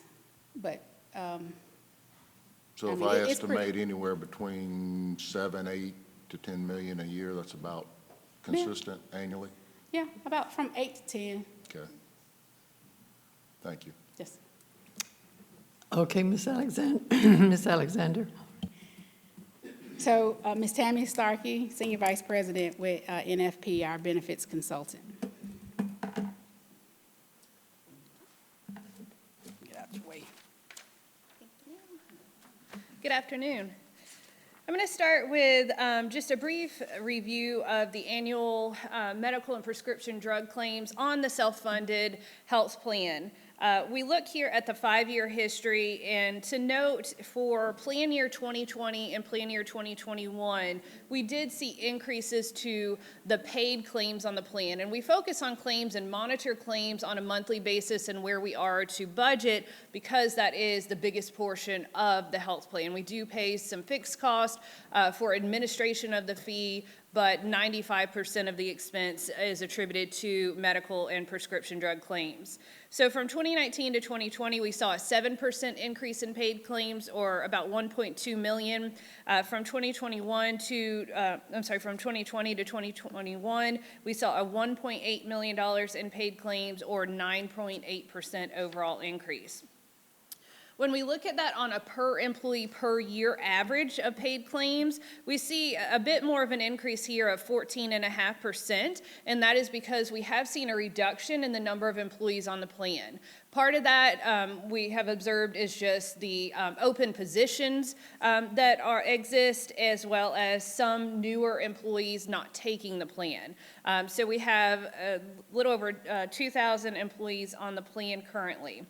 When we look at the impact of what types of claims are driving this increase, we have seen overall utilization increase in 2021. So inpatient claims are up about $350,000, outpatient claims are up, as well as office visits. So more services being received, but we also have seen the biggest impact for 2020 and 2021 being high-cost claims. And so here we're defining high-cost claims as any member on the plan that has claims over $50,000 during the plan year. And a member is defined as an employee, a spouse, a dependent child, or a pre-65 retiree that is enrolled on the plan.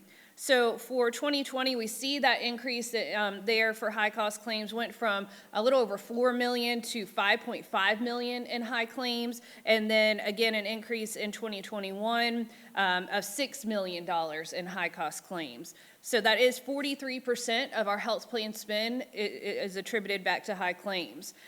When we drill down on that even further, 28% of our high claims are from COVID-19 in 2021.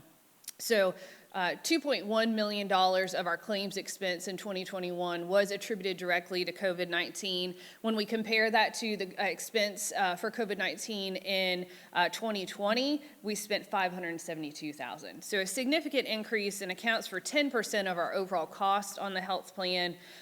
Claims paid by setting, majority of that was inpatient care, so $1.6 million of those claims was inpatient care, so those more serious claims for chronic patients. Outpatient care, $47,000, and then for urgent care and emergency room, $85,000, and professional care, almost $400,000. So again, majority of the cost attributed to inpatient care, but you can see that's only driven by 29 visits. So very high cost claims that have driven this expense. And out of our high-cost claimants, $1.6 million of that expense is COVID-19 for the 2021 plan year. So that definitely is a factor as we look forward into the next fiscal year, into the next plan year, of what will the impact of COVID-19 be moving forward, and how do we account for that in our budget and the funding of the health plan. Just a quick update on the Health and Wellness Center and our overall wellness program. So with this, every year we're monitoring a cohort population, those that continue to participate in the wellness program. And as a reminder, the wellness program, and to qualify for that discount on the health insurance, is completing a personal health assessment, participating in coaching if you're high risk. And so when we look at that population that is engaged in coaching, you see improvement across the board. In BMI, 28% of participants improve their BMI. Their A1C, 40% improved their A1C. We saw improvements in blood pressure, in HDL and triglycerides, and then even reduction in the number of participants that are using tobacco products. So we focus on these because we're looking at the overall health of the population to improve the health and the livelihood of the members on the plan, and then in turn we see that long-term impact to the health claims experience, to those more catastrophic chronic claims that can be impacted by lifestyle-related choices.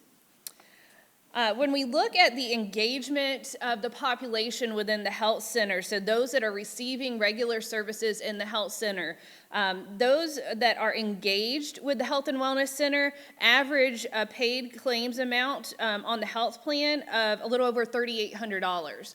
Those that are not engaged within the health and wellness center are a little over $7,000. We see a differential also on the prescription drugs. So those that are engaged in the health and wellness center are about $1,800 per year on the health plan, and those that are not engaged are almost $2,400 a year. So when we factor in the cost of the health and wellness center, the services and the medications that are provided there, those that are engaged in receiving services at the health and wellness center average 28% less cost to their overall healthcare expense on the health plan and within that overall health and wellness center expense. So for budget projections on the health plan for FY23, again, COVID-19 will be an impact to the claims, but we are assuming a lessening impact of COVID-19, meaning that we continue to see improvements in the conditions of the pandemic. We see fewer high-cost, expensive, catastrophic claims on the plan, so that has been taken into consideration. We are factoring in the requirement to offer the over-the-counter COVID-19 testing. So our actuaries assume at 10% utilization, about a $418,000 expense there to pay for those claims.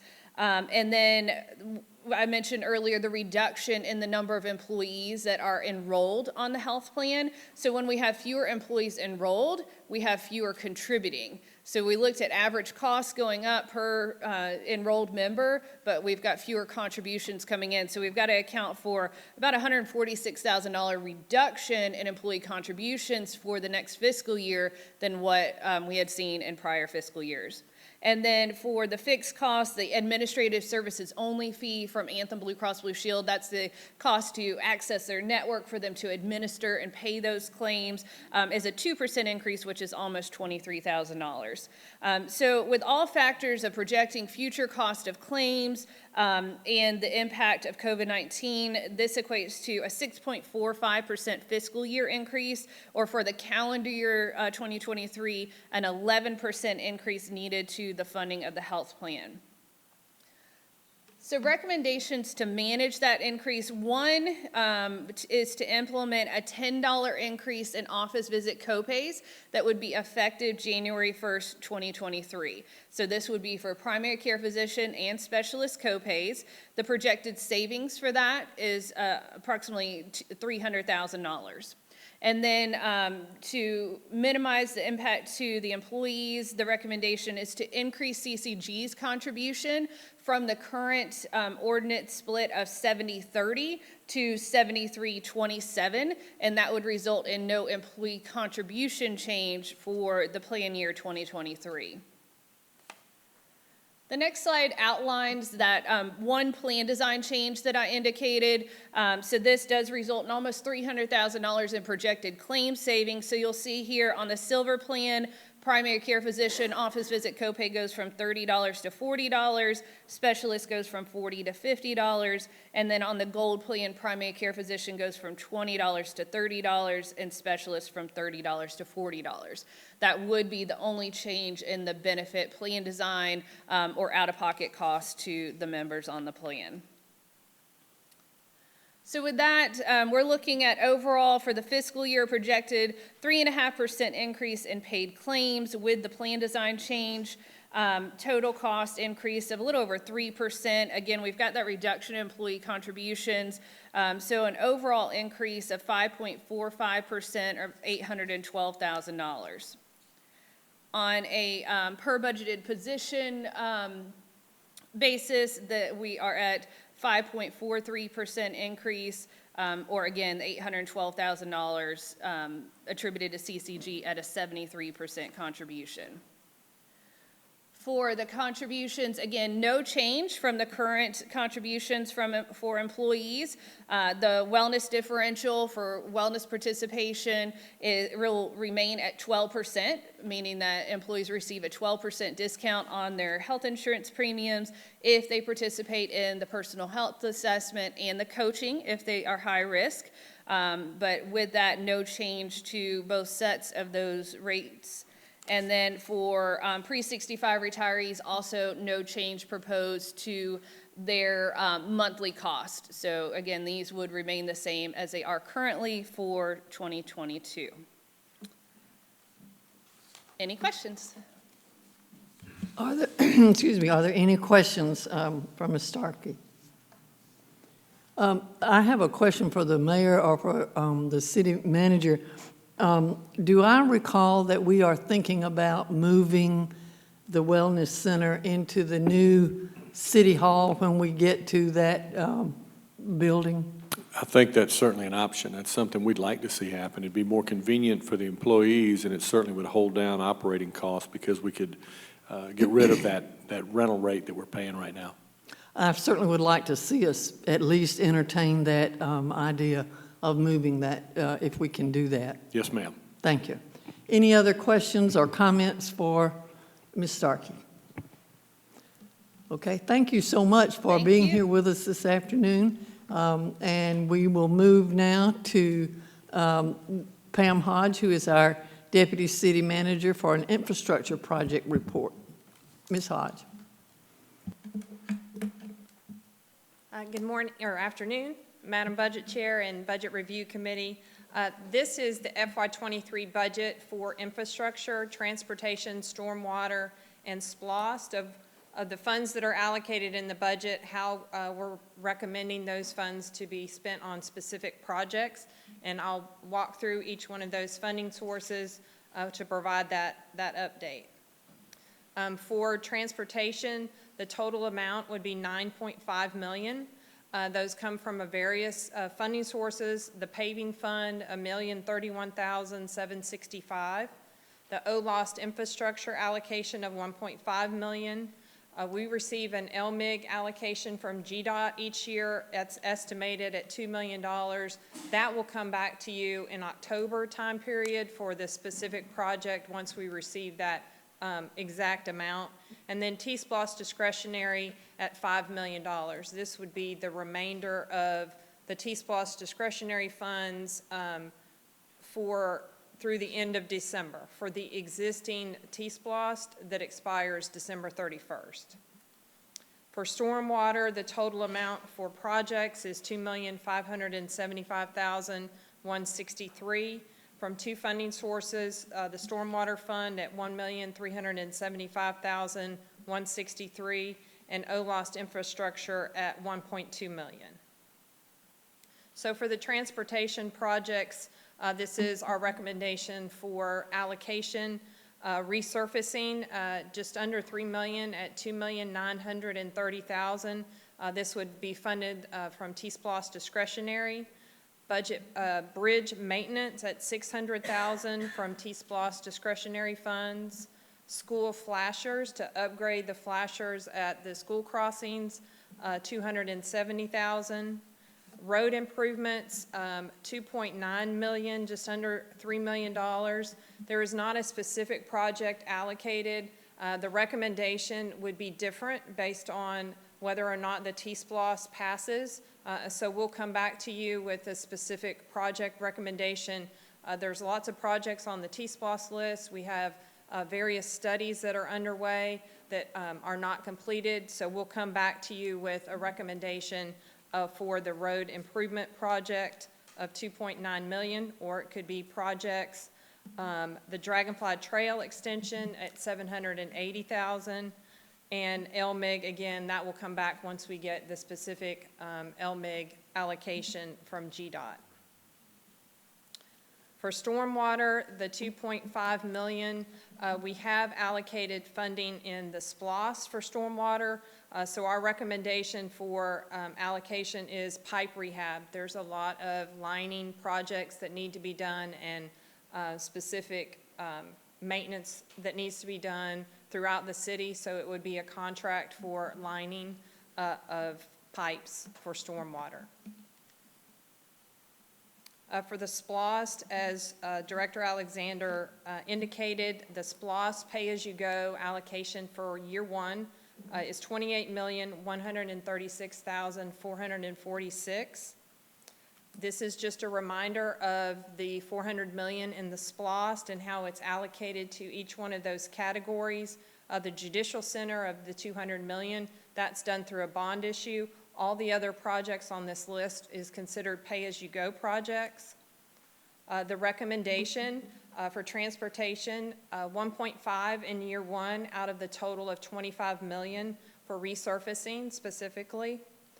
For stormwater, 2.7 million of the total amount of 20 million, 2.7 to be allocated in year one for these three specific projects that was included in the SPLOS list. That would be the Riverwalk at Light Pole 88, which is just north of the city mills. We have already started that project. Council authorized us to go ahead and move forward with that project, and that will be reimbursed from SPLOS. The Front Avenue combined sewer system at 1.3 million, and the Buena Vista Road drainage at 400,000.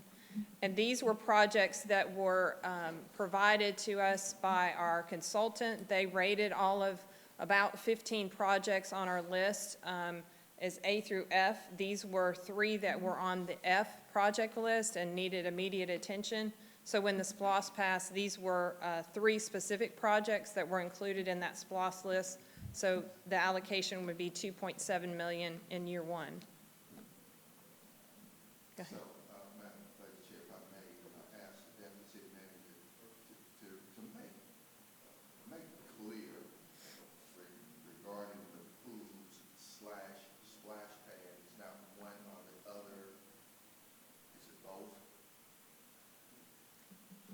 For the Parks and Recreation, this pool and splash pad would be a combination, and this is an allocation for each one of those 3 pools, Shirley Winston, Salmon Road, and Rigdon Park for $5 million. What that will look like will obviously come back to council for approval, but the desire is to have a combination pool splash pad at each one of those 3 locations, as well as 2 additional mini splash pads at locations throughout the city. And so those, this is the budget that we're recommending. We heard the priority from council for the pools, and so we are moving forward with that as one of the year one projects. Parks and Recreation allocation would be 16.4 million in year one out of the total allocation of 48 million. Also, $5 million was allocated to Bull Creek and Oxbow Creek golf courses in the SPLOST. The recommendation is $450,000 in year one out of that $5 million, and that is to start the design work on the 3 of the 4 projects that was included in the SPLOST. One would be the Bull Creek Clubhouse replacement to start that design, the renovations at Oxbow Creek design, and then also the bridge replacement at Oxbow Creek. So this would be the design in year one, and then the actual construction would be in year 2 and year 3. IT, $500,000 out of the $5 million.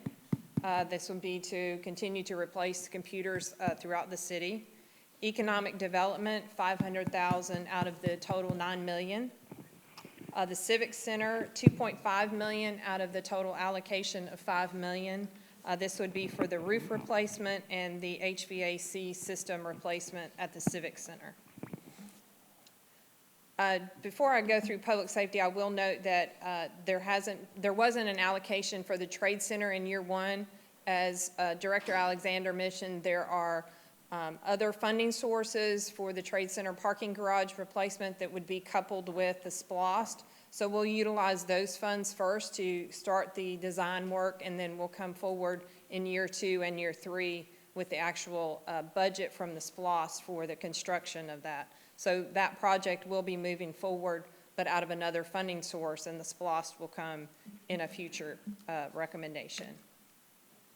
For public safety, there was $20 million allocated for public safety facilities. This is the replacement of 4, or the renovation of 3, the replacement of 1 fire station, as well as improvements to the public safety building. The recommendation is $500,000 out of the $20 million to start the design work on the replacement of Fire Station 5. And we have worked with the fire chief to handle the station most important to the fire department first. That is Station 5. And so we'll start the design work for Station 5 in year 1. Ms. Hodge, where is Station 5? Lynch Road. Lynch Road. Lynch Road, okay, thank you. Yes, ma'am. But we will be providing services to that area no matter what is going on in the firehouse, right? Yes, ma'am. This is actually replacement, so the existing fire station will remain intact, and we're working on the land for that replacement, and then once the new one's built, then we'll demolish the existing one. Thank you. So for public safety vehicles and equipment, budgeting $2,086,446 out of the total allocation of $24 million for public safety vehicles and equipment. A recommendation for year 1 is the River Road Tower replacement at $1,050,000.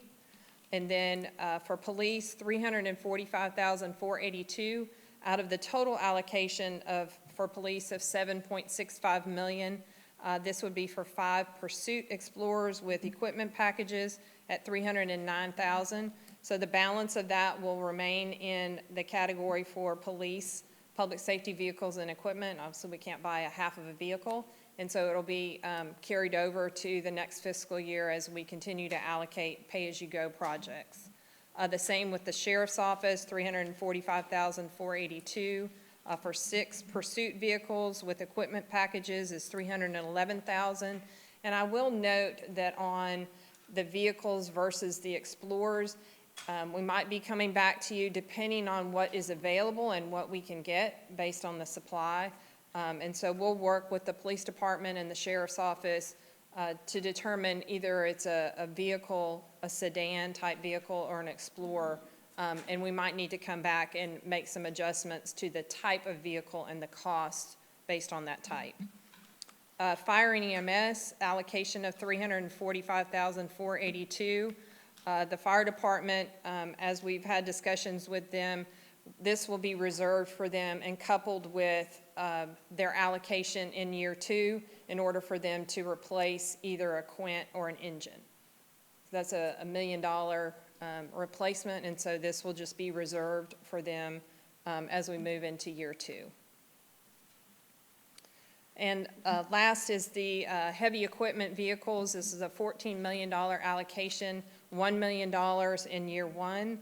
That would be for Public Works for a detail van at $54,000, a tandem axle rollback equipment transporter, $174,000, an excavator at $160,000, an 11-yard mini rear loader refuge truck at $145,000, and then for Parks and Recreation, a flatbed dump truck, $160,000, and an 18-yard tandem dump truck for $305,000. and happy to answer any questions about the infrastructure that we're recommending as part of the FY23 budget. Any questions for Ms. Hodge? Thank you. And now you're going to do the indigent care update? Yes, ma'am. Thank you. So there was previous discussion about indigent care. A lot of this responds to some of the comments that were made. Again, indigent care, we are coming off of a 30-year contract that was with the Medical Center Hospital Authority. They then in turn contracted with the Medical Center, which is now Piedmont. That contract ends June 30th of 2022. It was set up to be 3 meals to the Medical Center. And so that is ending. What's recommended in the budget is 2.5 meals, and there was a lot of discussion about that, so I won't get into much detail about the allocation. But as you remember, Section 7-102 of the Columbus Charter required an amendment.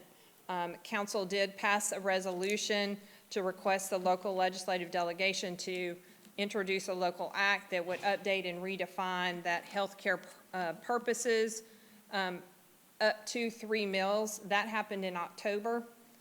So our legislative delegation took that. The House had the first read on February 22nd.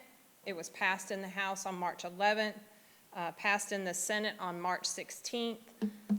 It's sent to the governor March 6th, and it was signed by the governor on April 6th, and then on April 18th was signed by the governor. So we've been waiting for this to be passed in order to move forward with the budget. It came in just in time as the budget was dropped to City Council on April the 26th at 2.5 mils for indigent health care at $12,542,000. What we'd like to do is come back with a resolution at the next council meeting for the support for City Council's consideration on how we move forward with indigent care. The thought is to issue an RFP for indigent care or other county health care services. We've talked about how the intention is to have multiple contracts for indigent care. This also would cover inpatient and outpatient services for inmates at the Muskogee County Jail. They are treated at the jail for certain services, but when they are required to have more extensive services, then there's a cost associated with that. So this allocation for indigent care would also cover those inmates. Medical services for indigent persons in Muskogee County includes x-rays, laboratory, primary care, pharmaceuticals, mental health services. So we want to open this up to not just one hospital as it's been done over the last 30 years, but also to primary care facilities. We've used the example of Mercy Med and Valley Healthcare, who provide services to indigents as well. And as the timeline that Director Alexander mentioned has been adjusted, that budget and millage rate will be adopted in June. I think the dates have now been pushed 1 week. But the tax collection is in October and December. So obviously we will not have funding available to initiate any type of payment to any individual. So we'll be working on the RFP, going through the proposals for the RFP, coming back to council to execute those contracts over the next several months so that when funding is allocated and received from the city, we'll have the funding to, pay for the contracts that council approves. So that is our basic timeline for indigent care as we continue to move forward. Are there questions for Ms. Hodge? Okay.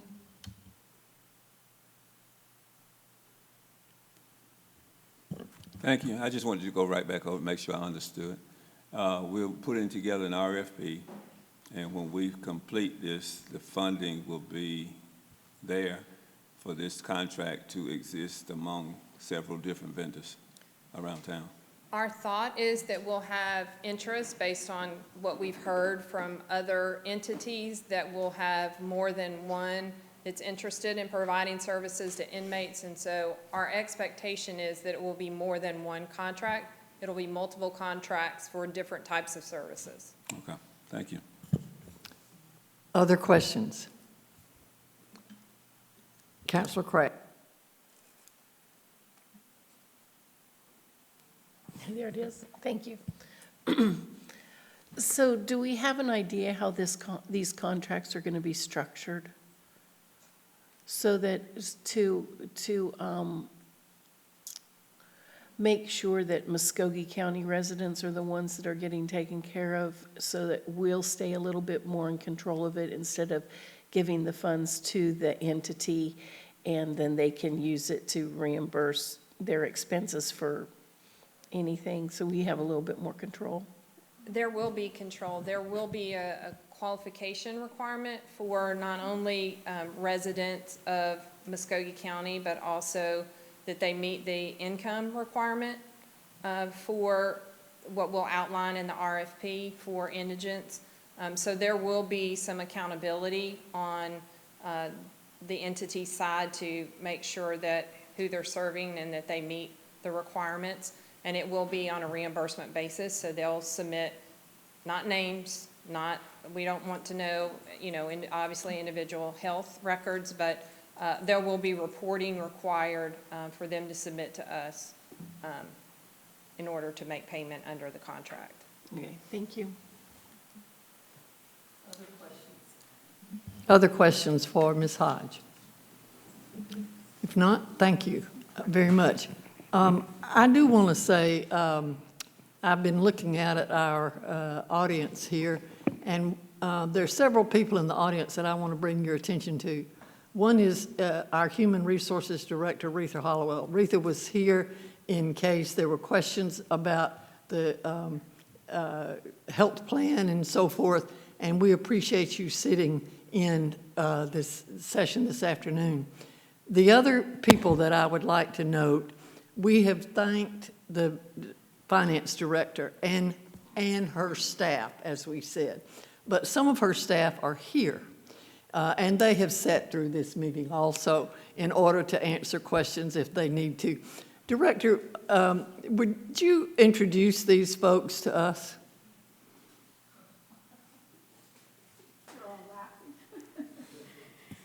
They are behind-the-scenes people, right? Much like myself. Hey, I've worked with the boss before. I know who does the work. Right. So thank you for the opportunity. Like I said, they are behind-the-scenes people, and they put out when it's time to put it out. The day before the budget was presented by the mayor, we all were working until about 1 o'clock that morning, trying to make sure that it was all together. So I do want to thank the Assistant Finance Director here, Nicholas Clink-Scales, to my right, and in the very back of the room, the budget analyst, my very dedicated budget analyst, Chanel Johnson, and Anthony Montgomery. Thank you so much, and thank you, folks, for what you do for us. We obviously couldn't get along without it. Thank you, Ms. Alexander. Do you have anything else for the good of the order? No, ma'am. Any one of our counselors? Let's see. Counselor Woodson. Thank you, Madam Chair. I just want to also say thank you because they're behind the scenes and no one ever knows about them and all the work that they do. Our CCG channel, TV channel, they ensure and our IT ensure that everything's running smoothly so that the finance department and city manager and the mayor's office be able to provide us with everything that we need. So I thought that was very important too. And I appreciate that we recognize our staff because they work so hard and they're barely ever recognized. They're like silent heroes making us look good. And I also wanted to say thank you to the clerk of council and one of her team members, Ms. Tamika, for making sure that we stay straight. And we that's need a that. job, right? We need that from time to time. So just wanted to just add a little bit more to your list, Madam Chair, if you don't mind. Just to add a little bit more. For many of y'all that know, staff is very important to me. And whenever we talk budget and we talk public safety or anybody else, I'm always, well, what about general public? So y'all very dear and heart to me. Y'all make us look good. Well, you make me look good. And I appreciate it. And I just wanted to say also thank you to everybody. I didn't want to leave anybody out. Well, Thank it you. is public Mr. service Mayor, recognition. you raised your hand? Yes, ma'am. As you used to be a teacher, want to make sure you saw me, so I raised my hand. Yeah, no, just a thought. I know that we don't have many, if any, signed up on the 10th, and I don't want to have a meeting just to meet, but what you said earlier kind of struck a chord, and that is that we speak governmentese. It might be a great opportunity to have some FAQs, some frequently asked questions that people have about budget. Explaining how the OLOS flows instead of just looking at it in our audit or in our budget that's online. Talk about the difference in the restrictions between SPLOST and OLOS. Talk about some of the funds, some of the designated funds that we have to, that we're restricted into how that money can be used. Can't get it all in one meeting, but if we don't get a full slate, might be good to maybe just have some frequently asked questions, try to educate the public so they can better follow what this body is doing. Because y'all do a great job, including those that are on virtually today. And it might help if they understood what you were dealing with as you went along. Well, I know that as a counselor, I often get questions, the same question from several different people, and that would be a good way to answer some of those. So think about that. And let's see what we can do on the 10th to answer some of those questions. Anything else for the good of the order? Second. Motion to adjourn and second. All in favor, say aye. You are adjourned.